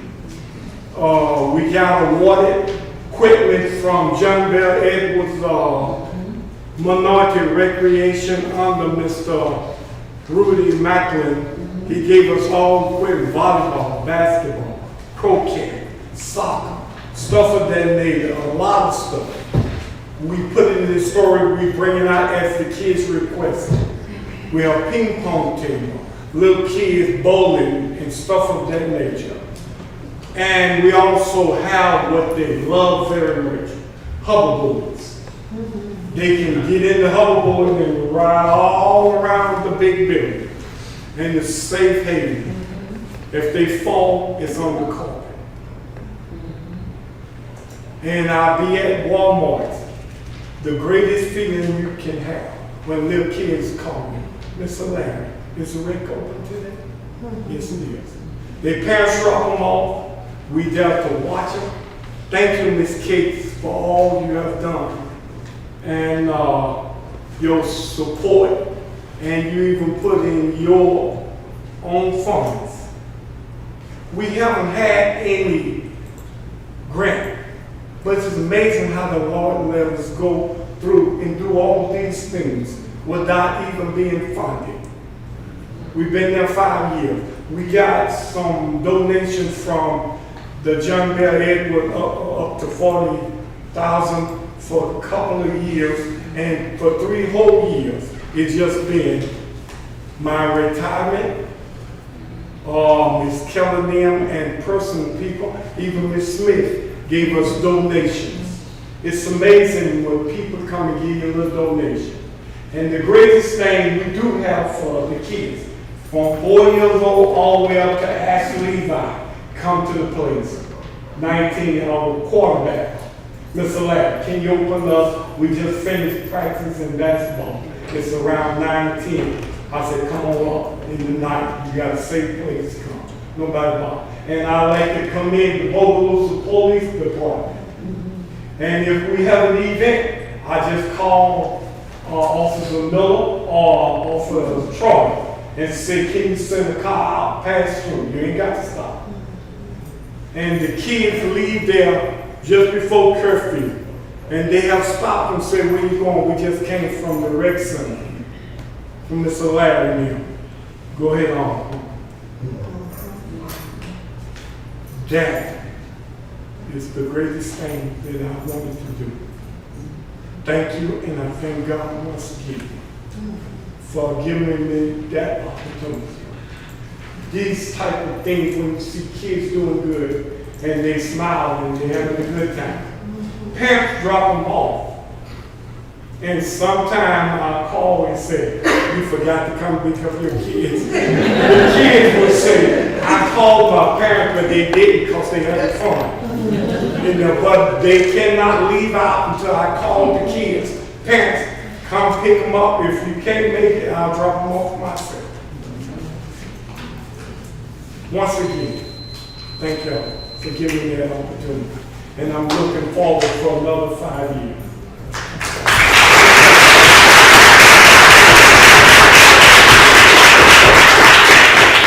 And I must say, council, if you decide to vote on this tonight, I must say, we have, District A Neighborhood Association has been awarded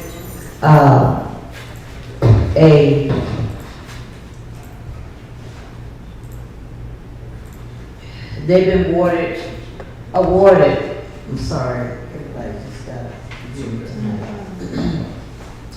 an entertainment center, which Mayor Trump has awarded to the Populous Quarter Recreation Center from Southern University.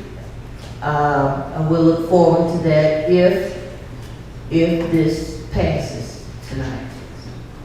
And thank you for your service, Mr. Brown. That being said, is there any further council discussion on the matter? I would just like to tell Mr. Brown, thank you, as well as everyone that goes out and help.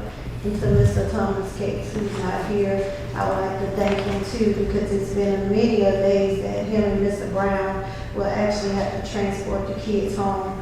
And I was there myself, volunteer, and they do call the parents. If they're not able to pick up their kid, they will transport or ask if it's okay if I can bring their kids home. So I would like to commend you for a job well done. And his wife, she goes out her way to make sure that the kids have food, hot dogs, etc. And they do take any donations, no matter how big or small. You can go and just donate a variety pack of chips. The kids are very appreciative, and the kids are so well mannered. So I just ask the council that we do see favor and continue something positive here inside the city for the kids. I'd like to add this. All the snacks the kids get, drinks, Gatorade, Capri Sun, they're all free. No kids buy anything at the Bogalusa Popcorn Rec Center. On the list. I have, I started off with about 32 kids. We got 112 right now. And I just like to commend you, Mr. Brown. We met multiple times, and I'll let you know every time. We really appreciate what you do for the youth of our city. A lot of people talk about the new generation and what's going wrong with the new generation, but you have stepped out in retirement, used your own funds to help the youth of our city. And I have to second what Councilwoman Smith said. These are some of the most well-mannered kids that you can meet. Yes, sir. No, sir. The whole 9 yards. So thank you. A job well done. And council, please approve this contract. Thank you. Ready for the council discussion on this matter? Roll call, please. Councilwoman Keys? Aye. Councilwoman Temple? Aye. President Ellis? Aye. Councilman Urban? Aye. Vice President Douglas? Aye. Councilwoman Smith? Aye. Councilwoman Cakes? Aye. Thank you for that, council. Next, thank you, Mr. Brown, for your service to this community. We appreciate all that you've done. Thank you, guys.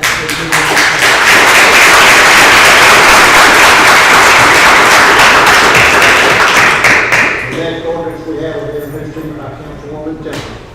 An ordinance authorizing the mayor to enter into a master services agreement between Actigy Incorporated and the city of Bogalusa for the website. This is,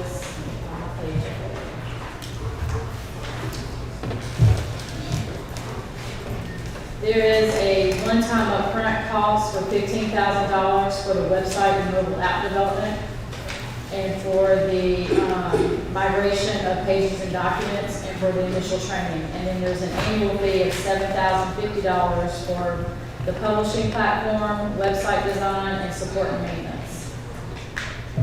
Point of information, in lieu of our emergency IT work, I'd like to ask the council to table this ordinance, because the money that we do have for IT should be going toward keeping us moving. So So I'd like to ask you all to table. Okay.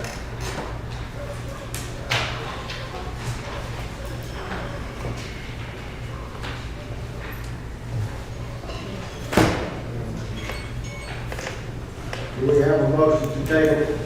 I make a motion. I second. Motion and a second. This, table about September 5th, 15th. And we'll table it for how long? Does it have to say indefinite or what? Indefinite. Okay. Thank you for that. No dash. Mayor requested we, it's indefinite table for that. Any council discussion on this?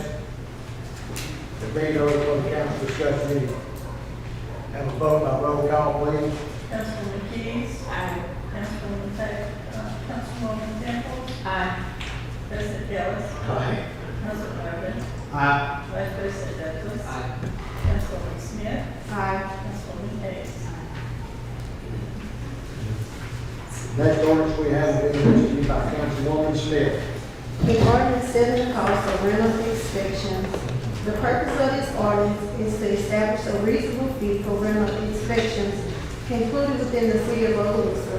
The fee is intended to cover the costs associated with property rental. The rental unit will be inspected and the dwelling of the unit. The cost of each rental inspection shall be included by the city of Bogalusa shall be $75 per rental. The inspection process is set forth in ordinance number 2411. Do we have a motion on this ordinance?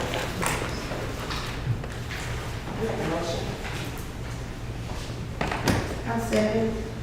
We have a motion and a second. Any discussion from the public on this matter? There being no public discussion, any council discussion on this matter? There being no council discussion, call for a vote by roll call, please. Councilwoman Keys. Aye. Councilwoman Temple. Aye. President Ellis. Nay. Councilman Marvin. Nay. Vice President Douglas. Nay. Councilwoman Smith. Aye. Councilwoman Hayes.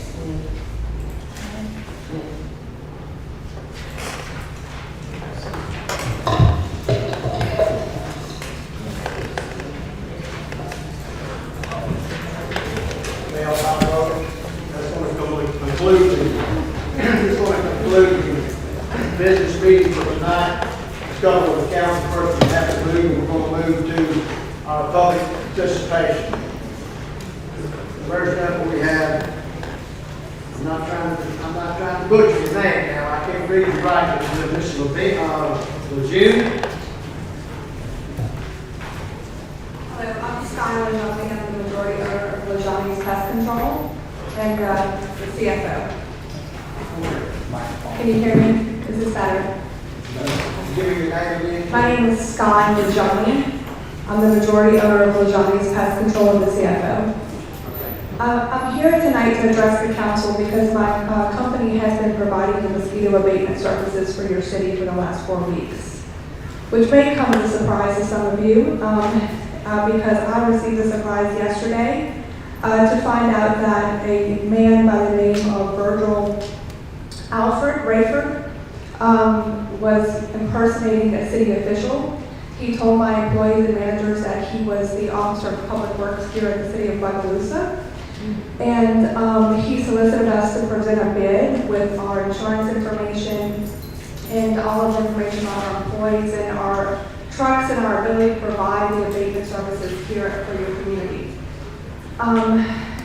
He basically told us, hey, email me directly, I'm your point of contact, which would not be an unusual thing at all, as we have dealt with other municipalities, and often we do use the official for public works to communicate, and they usually tell us what they're looking for and what the needs are for the community, and we work together to create a bid that fits the needs for the community. So basically, we've been servicing your community thinking that we actually had a contract here. And it turns out, much to my surprise, when I researched who this Virgil Rayford character was, I found out that he was the owner of O&R Services, which your council awarded a $76,000 contract to, I believe, on July 3rd when I reviewed your minutes. So basically, it's my understanding at this point that Mr. Rayford, who owns this company that your council awarded to, basically was using us as a third party without our knowledge. And I have emails and text communications to show how he did in fact impersonate an official, and he interfered with the bidding process for that contract. So I'm here to bring this out into the open and to let the council and the people of Bogalusa know that we will no longer be able to provide those services, which is my understanding is sorely needed. And that as far as I know, O&R Services does not have the ability to provide those services, and there would be an interruption and a discontinuation of mosquito abatement services for your community. All right, first of all, I'd like to ask you to take your complaint, to go to the Bogalusa Police Department, sign your complaint Yes. here, if you haven't done that. Mr. Callis, I spoke with Mayor Tong and your chief of police yesterday. And you need no legislative auditors. Me. And what was the name of that company then? Lajani's Pest Control. Little Johnny? Lajani's Pest Control, yes. Little Johnny. Little Johnny. So I've been monitoring this. Who is running around at night with a truck spraying? That would be my employee, my truck, and my representative. So they're at 11 o'clock at night. I monitor that all over. I'm up late at night. I hope you've been satisfied, Mr. Irvin. Yeah, I'm Well, satisfied. okay, I'm definitely, is there a way you can have your contact information? Because I don't have it, and if that is your truck. They So- actually went down the street, didn't go down the other street, and skipped the street. I would not be able to speak to that, but I can let you Well, know that I have my been, neighbors have cameras, I definitely can, and they all reported of it to me. respectfully, Mrs. Smith, So I just want to make sure it's your truck and not Mr. Little John. all of our trucks have a GPS monitoring system, which is required by the state. And it has a computer that literally tracks and regulates the speed and the application rate, which is required to be compliant with the Department of Agriculture. So I have those records, and my employee, Mr. Nancy Claymont, who holds all the licensure to conduct these abatement programs in the state of Louisiana, had actually been meeting in person with Mr. Virgil and presenting him with those documents and records on a weekly cadence. And I'd just like to add to echo Councilman President Kellis's remarks. We have met with the company. This was news to us. So we've been in touch with BPE. We've advised them to pursue legal action because this is not, none of us can really do anything at this point. We've been deceived as a city as well. So the next step is to take criminal, try to press criminal charges. Because I'm not too happy about somebody impersonating a city employee. We deal with enough up here. We're putting out enough fires. So for this to happen, I'm quite dissatisfied as well. So we've asked them to work with BPD moving forward. The question I have, Mayor, has any money been paid to this false company? No. Okay. All right. So I'm glad that you brought that up, Mr. Irvin, the point of money, because I had a few purposes of making a 2.5-hour drive here to your city. I'm a resident of Thibodeau, Louisiana. But I drove here today for a few reasons. Number one, I felt like the council and the public needed to know that this deception, and there was an individual in your community that was trying to interfere with your bidding process. And I wanted you to know his name and reveal the deception. I wanted the people and the public to understand why they weren't receiving services that they had paid for anymore from this point. Because I'm assuming that there will be some disruption or discontinuation in service. I also would recommend to this council to rescind the contract that was awarded to O&R because it was gotten under deceitful, gain, basically. That's already been done. That's good to know, thank you. One objective accomplished. The other objective that I had in coming here was to ask the council to please pay my company for the services that we have in fact rendered for the last 4 weeks. So again, we are not allowed to pay for any services that we did not solicit. The question here is between O&R and this company. They will have to take that to court. We are not allowed to make any payments. You were victim, you and this company, man, understand? And you're gonna have to go to the police department and make your complaint. And I understand it's frustrating, but you came up here all the way from Thibodeau to bring your case to you. But the city council has no authority to grant you any money anyway. We can take it and look at it, maybe make an ordinance later on or a resolution or something to that matter, but it's a criminal matter. And you need to seek to be refunded or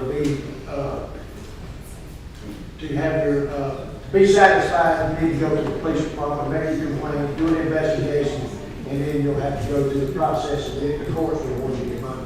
I do intend to pursue it legally, although there was a question on if this was a civil matter or if a crime had even occurred yesterday when I spoke with Mayor Plum and the chief of police, which I definitely think there was a crime here, and I certainly have enough documentation to show that there was.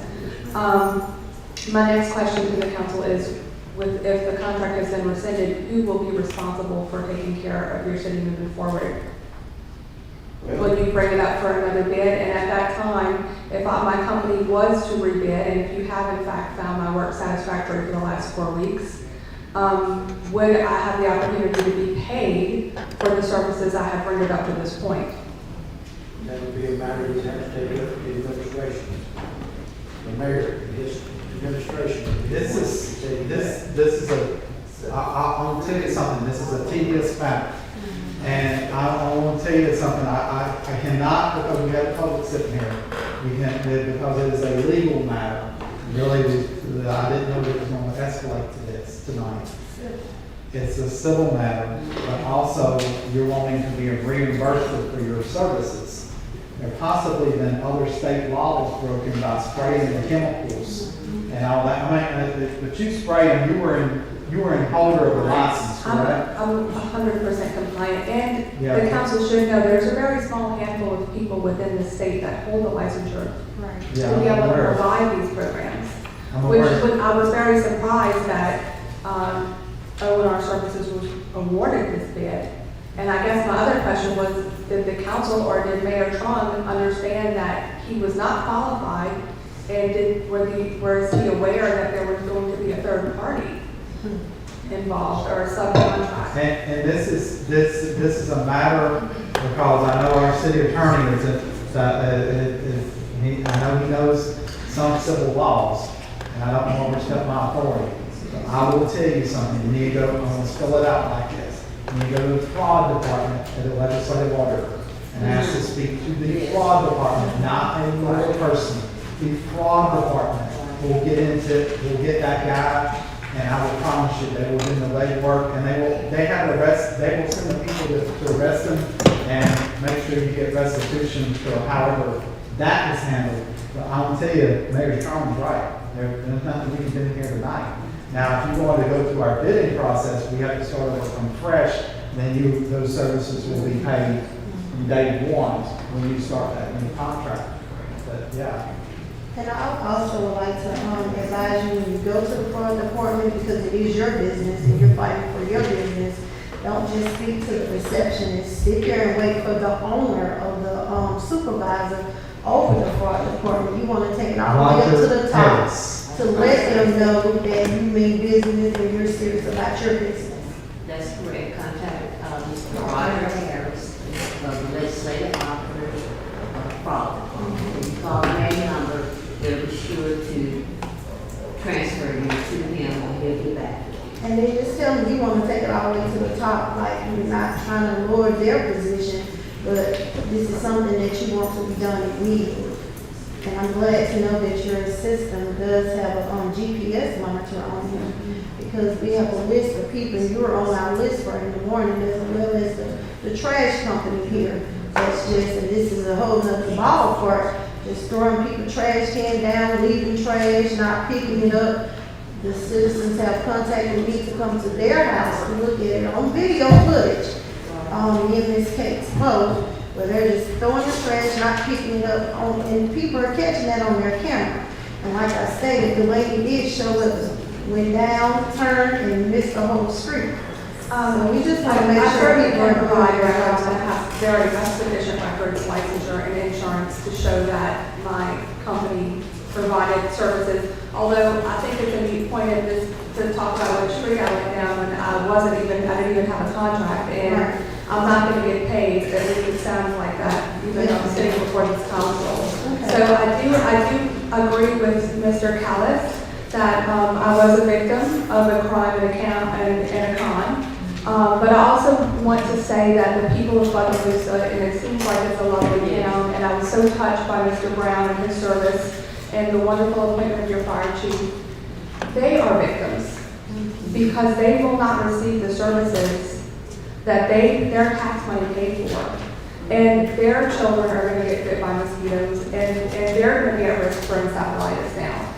And if the proper company does not come and service this to code and follow the proper laws and regulation, that chemical can get into your waterways, your water supplies, and affect public health. And it's a very sad thing that it was awarded, this contract was awarded to O&R Services, which is owned by a con man, and there was not proper vetting and investigation into that company. Now, you indicated that a contract was awarded by whom? According to the minutes, the council minutes on July 3rd that I reviewed prior to coming here, a contract of an amount of over $76,000 was awarded to O&R Services.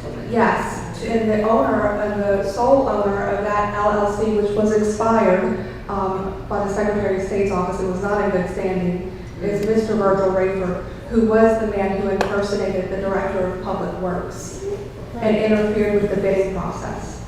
Also a suggestion, I'm not certain on the jurisdiction, but you may want to contact the district attorney's office, attorney Warren Montgomery's office, and just to see exactly what ramifications they may have to offer as well. Or you may have to be.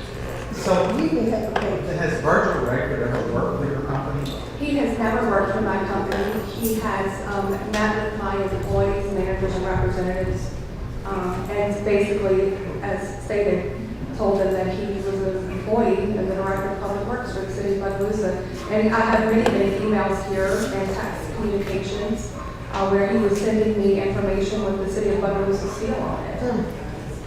Well, you do know in this world that we live in 2023, we do have condoms. So we just have to be very careful. Even us, and we thank you for opening up our eyes to this. And I'm sorry that you were con and just your businesses. But, you will have to see further than us. I can only say I'm sorry it's happened to you. Take the next step to the next level and come back and see us if there's any way we can help you out in the future. Right. That's all I can offer for you at this time. Sorry. So there's no other explanation as to No, ma'am, there's not any other explanation. how this occurred or what's next for the citizens of Bogalusa and their abatement program? All I can tell you to do, ma'am, is to take your complaint to the police department, or the attorney general, or to the legislative auditor, district attorney's office. To start with, would be go to the Bogalusa Police Department. File your complaint, they will investigate your complaint, and then we'll go from there. But as far as the city of Bogalusa goes, that's as far as we can go. It's going to be a criminal matter, not a civil matter for us.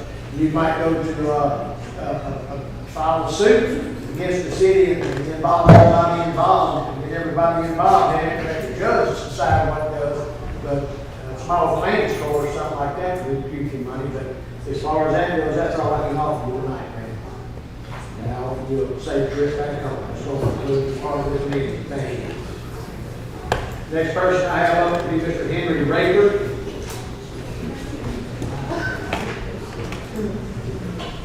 Henry Rager. You have 4 minutes. Henry Rager, 1929 Dewitt Place. Did the ordinance pass about the landlords have to pay the fee? Did that pass or not? No, it did not. It failed. It failed? That's my concern. Thank y'all. I'd like to state for the record that the fee failed, but rental inspections are still on the books and the city will still be moving forward with those. The conditions of some of these houses in town, and people are charging to stay here. I mean, dogs live better than some of these people are living. And we have to ensure quality housing in the city of Bogalusa. We have an aging housing infrastructure.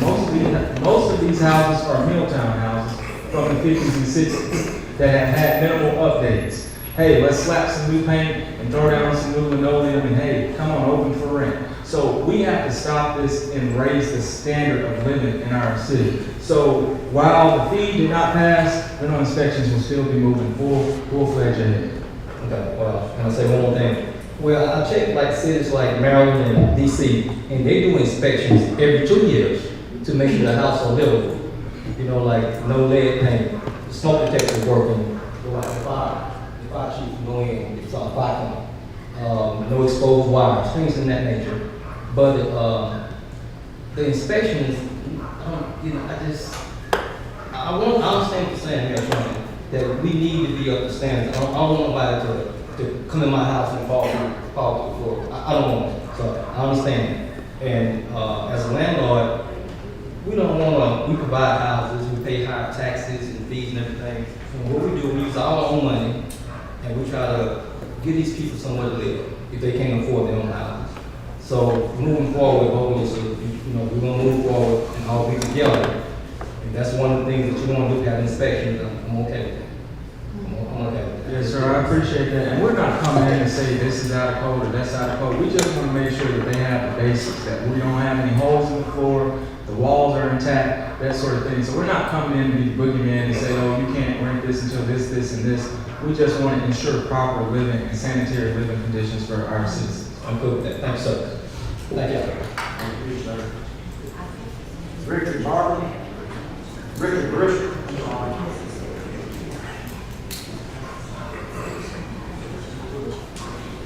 Richard Bristol, 1932 Dewey Street, Bogalusa, Louisiana. I'd like to say the mayor, you mentioned it's not on the agenda, in fact, I'm quite sure it's not, but you mentioned something about dog pyramid coming to the side of Bogalusa. You just mentioned that lightly, but I want to say something that maybe something you might can do to get him inside. Somebody told me to bring this up way back before you came into the administration. It got nothing to do with you. We was told that dog crib is outside the city all this time. I'm not bringing up all what we have done. I'm just saying something that might help you to bring it back inside the city. So he was playing loud music, very loud. I stayed about 4 blocks from him. So we went into the mayor's office, Mr. Henry, another one of our neighbors, Dale Branch, the old lab, and Jane Hall. I said, before y'all let him have city water, can y'all make him sign a piece of paper that he won't be playing music loud? I can't remember who said it, Dale Branch or Jane Hall said that he can sue us if we don't get no water. And we brought it up, so some time back the council said we would bring it back again. I'm trying to see if he already got water. How can you turn around and sue the city? And so there may be a way, and then we were told that he's going to be paid double. You might want to check to see if he's paying double on the water bill. The next thing is, when I walked over there, somebody said, I won't call his name, you gonna say anything about the fire truck? I said, no, I'm not gonna say anything about the fire truck because I see 18 wheels parked up everywhere. Sooner or later, somebody will say, you know that y'all just got scared, y'all went off the 18 wheels. Man, I want to let you know that these roads, with the 18 wheels parked up and anybody driveway want to call, you defeating the purpose by. You know the job trying to get the road, but I want to just put that on your mind. That these 18 wheels going, you know where they want to park, instead of tearing up the road. Thank you. Thank you, sir. Mr. Frank Farrell.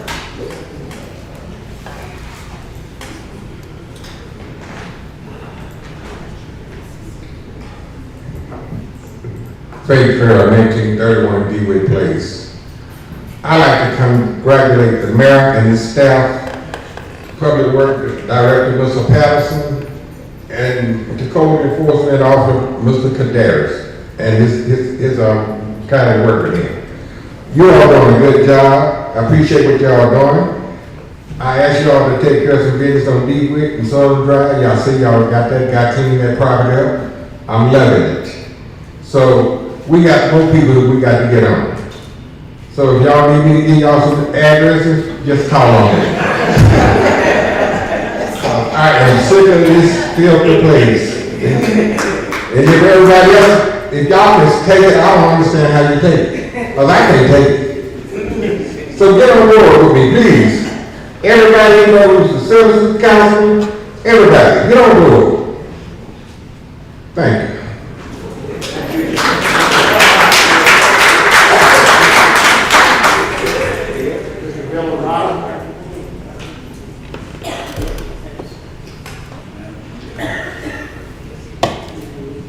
Bill Loretta, 1742 Goodyear Drive, Bogalusa, business owner, landowner.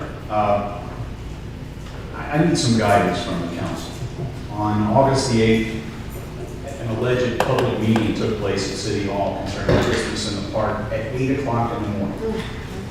Now I'm just going to offer to you that I've never seen anybody here that early in the morning, but maybe it happened.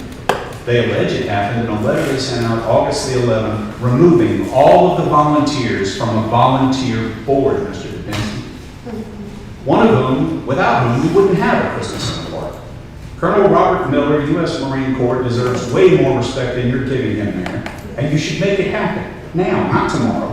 Rescind the order removing these individuals from a volunteer board and find more volunteers. That ought to be your job. If someone in this town of 10,600 people wants to contribute their time, don't discourage them. Thank you, Mr. Larry. I know what you do, fellows. You've grown that program from almost nothing. You came every single month to these council meetings asking for help, and you finally got it. We reward people who give of their time. We don't tell them you're removed, show up at 8 o'clock or else. No one knew you'd come. I'm on the board with feedback. You never even said one to me. So I'm just going to get right out here and say it. You're either for Bogalusa or you're against it. And Christmas lights. Let's find something else to get mad about. One other thing. Find something else. Find a way to make the budget balanced. I'll be okay with that. But in the meantime, I'm going to politely ask that the mayor be asked to rescind the removal of those members. I always do it politely first. And I'm going to politely tell you the answer is no. Mr. Dingbat. I don't see when I hear we do encourage all past members to reapply for the commission as the application is made available. Everybody talks about let's do stuff by the books. Oh, it's hang the mayor on the cross when it comes to doing stuff by the books. Well, I'm following our Bogalusa City Charter. According to section 2-184, the members of this commission have served well past their term limits. We have requested. A ridiculous statement, and you know it is. Are not. This is not part of the charter. Let me proceed. There was no Christmas in the park. There was Mr. no President. Christmas in the park at the time of the charter. Thank you for your time. The Bogalusa Code of Ordinance, section 2-184, they are well past their term limits. We have requested for them to come in time and time again. We've been promised information about financials. We have not received the financials. We're receiving complaints from within Cassidy Park of malfeasance. We have turned that over to the legislative auditor, so they're looking into it right now. Everybody talks about we won't change until change comes knocking at your door. I am not in a position to criminalize volunteers. Nobody's getting onto somebody for volunteering their time. I appreciate them for volunteering their time, but we have to do it within accordance of the law. I can also think that we can all agree that Christmas in the park, the lights have declined over the years. The display is not as vibrant as it used to be. We need to re-energize Christmas in the park. We're still going to have it, folks. If these people want to still be on the commission, reapply. And I don't know what else to tell you. Question. Will that fund still, Christmas in the Park fund, whatever fund is there, I've heard amounts, but I haven't seen paperwork. and this is where the city council gets involved, is anytime there's any money being collected in the name of the city of Bogalusa, you can call legislative auditor about this. We have to know also, be included that. It is in your purview about, that is correct about the charter, where you want members or not. But the question is, that money will not become Parks and Recreation money, correct? Because if so, that money was originally donated to the Christmas in the Park, not the Parks and Recreation. I know they want money. We're gonna bear all that out too. We know they want money, and that's fine. This is not a financial. But we're not asking. Let's be serious. They don't have enough money to even fight about in the account. So this is not about money. This is about following the law. Again, section 709B of the city charter states a member of an advisory board or commission shall receive no compensation for service and shall serve at the pleasure of the mayor. We will put the application back out. If they are interested, reapply. But guess what? We want to go in a new direction. We want to ensure that our park, if you look at Columbia, Mississippi, they have an extravagant display of Christmas lights. It's been canceled. The government of Columbia, Mississippi canceled. Well, guess what? In Bogalusa, we're not canceling. So we're trying to get to that point. That's where we're going to end up. And with the, I hope the new board, or whoever wants to volunteer, would they still have the ride-ons? Because recently, Miss Kelly, they did add the new ride-ons for the kids, which the kids love, as well as Santa Claus being there. And over the years, because I have volunteered myself and bring my kids, and now I have a grandbaby, and you have a grandson. You have a son, so I know you're looking forward to bringing them and walking through. And I'm a member of the Civic League, so we do volunteer as well. Are we going to continue to keep it where we'll have something to look at for display for Christmas? I'm not sure at this time. You'll have to direct that to the new commission. Okay. So the bottom line, Mayor, the fund for Christmas in the Park will not be rolled over into Parks and Recreation, because people are asking me that question, and I told them I don't know. It won't be.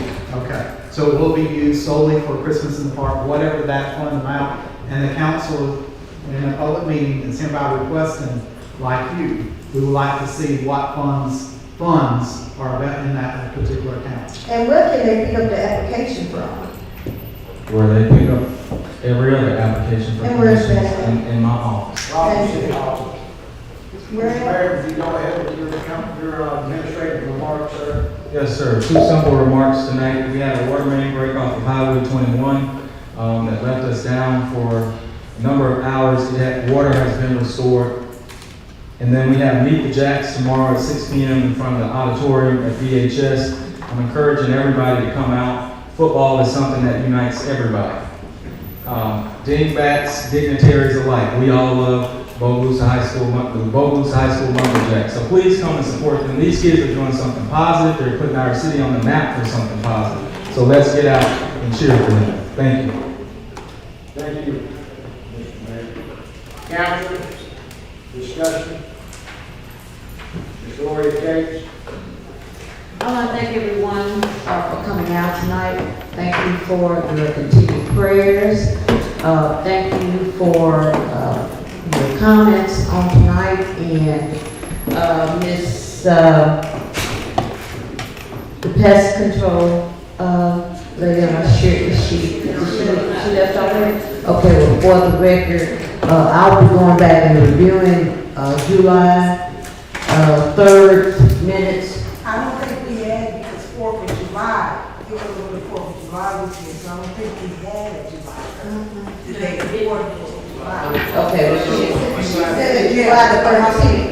Okay, well, July 13th, okay. Okay, I'll go back and review the July 13th minutes to see exactly what we supposedly, what we voted on for that pest control. And then also, Mr. Rayfield and Mr. Brisker, thank you for your comments on tonight, as well as Mr. Farrell and Mr. Harada was here. And to thank Mr. Wolf for coming out tonight. He's been with the city for many years, so thank you. The council, we renewed his particular contract. And then also, I'll be speaking with our city attorney on my discussion. Every time I do submit an ordinance, I submit it to our council secretary as well as our city attorney. Attorney May, I'll be speaking with him on the discussion that we had about the roads being paved in the church and those particular streets. I did speak with him on that, and go ahead on that. And once again, you know, I'm not gonna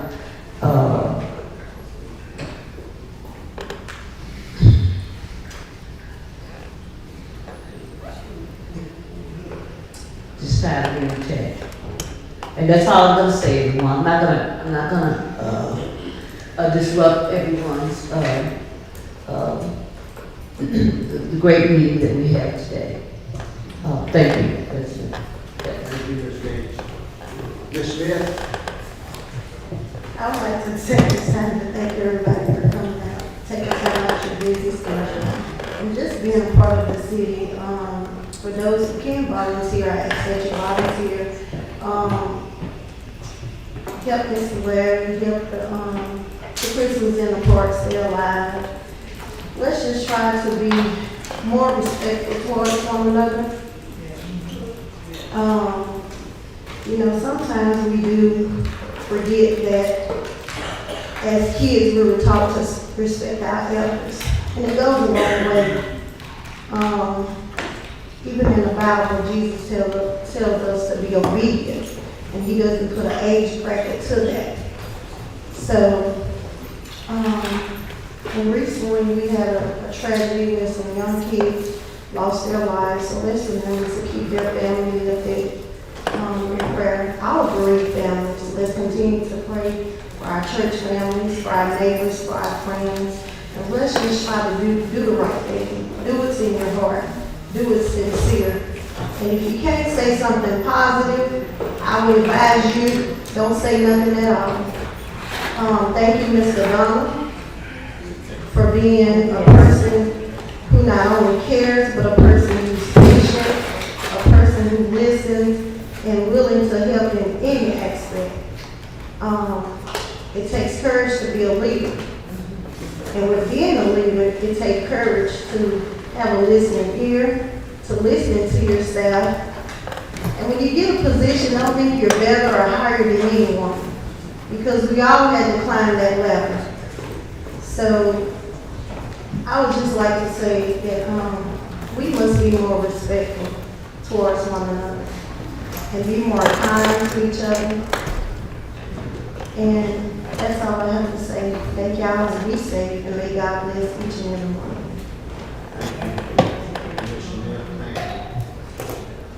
Next, we have Ms. Temples, Councilwoman Temples. Thank you all for coming tonight. Mr. Ladner, congratulations on your appointment as the chief. It's well deserved. I'd like to thank the mayor and Public Works for cleaning up some of the streets in my district that were having some overgrowth and citizens complaining. We are in record-breaking heat, so if you know of any sick or elderly in your neighborhood that are needing some help, please reach out to them, whether it just be a fan or some water, or just checking on them to make sure that they don't need any help in any other way. And in closing, we're all back to school, so please keep the teachers and the students and the school administration in your prayers, and please be mindful of all the school buses on your way in the morning and in the afternoon. Y'all have a good night. Thank you. And the animals also, children. Yes. They're all the ones that Yes, the animals too. Yeah, that's Councilman Irvin. I want to thank everyone for coming up here tonight. I want to congratulate Chief Ladner. I I was thrilled to see that. I was caught off guard, but thrilled to see it. We've been hearing about it for a few months, but didn't know if it was actually going to happen. So, but I also want to thank the mayor and Public Works. That I will tell you, the work orders are coming in and they're being done. And I will tell you, the speed has greatly picked up. Thank you, Mayor. I will tell you, I know we have our little pet peeves, and I will tell you something. Tonight, when I learned about Christmas in the park, people are passionate about baseball, football. He's like, over there, Kellis is like, loves Alabama football. I love Christmas. Me and Bill there have big Christmas displays. I built mine out of garage sale parties. I went 25 cents. I don't have the money. But guess what? The kids in my neighborhood love it. And I allow them to help me decorate every year, but they gotta bring their moms and dads. But the thing is that I enjoy doing it. I don't have kids of my own, but I enjoy doing it. And I think that's really what we need to do, is promote kids and everything else. And I don't want to get into the subject of the actual what happened with the Christmas in the park, but I will tell you, we do need to look forward to keeping it going, because believe it or not, I know the mayor wasn't aware of it tonight, Columbia, Mississippi shut theirs down. They shut it down, they pulled the plug, we were shocked. It got way over budget and stuff like that. Now we have an opportunity right now. Franklinton doesn't have nothing, no Christmas in the park. We have the opportunity, like the mayor said, to build it into something nice. And I do agree that displays do need to be fixed. I do agree with that. That's another pet peeve of mine, but I always stayed out of it because that was in the mayor's purview stuff. So the thing is that I will tell you that might be somebody on the board that's good about putting in bulbs or looking for electrical stuff, whoever he picks on that. But anyway, bottom line, we are aware that we're going through hot weather. Do still pay attention. I believe it's fixing to come to an end. Be looking ahead, and hurricane season is not over. So do keep your hurricane supplies handy. We pray that we don't get much rain, because we are working on some issues with the sewage station and stuff like that, and of course we're aware of that, trying to work through those repairs and stuff like that. The city is working on several different things at one time, and I do hear good things happening. Once in a while we get these little speed bumps and hiccups. But other than that, I want to thank y'all very much. Do pray for the city, administration, the public works, police, fire. They're doing a great job. Thank you very much, and have a great night. God bless everyone. Thank you for that, Councilman Murray. Councilman Keys, Councilwoman Keys. I would like to thank everyone for coming out tonight. I want to thank the mayor, his team, Public Works, the fire department, congrats again, Chief Blackman, and also thanks to all the stakeholders who make the city what it is. I ask that you all please keep the fellow brother in prayer and remember one another. President, I'm Sure. sorry. I would like to commend Mr. Donald's family. His mother is here, and father and wife, if they can stand. We just want to recognize y'all.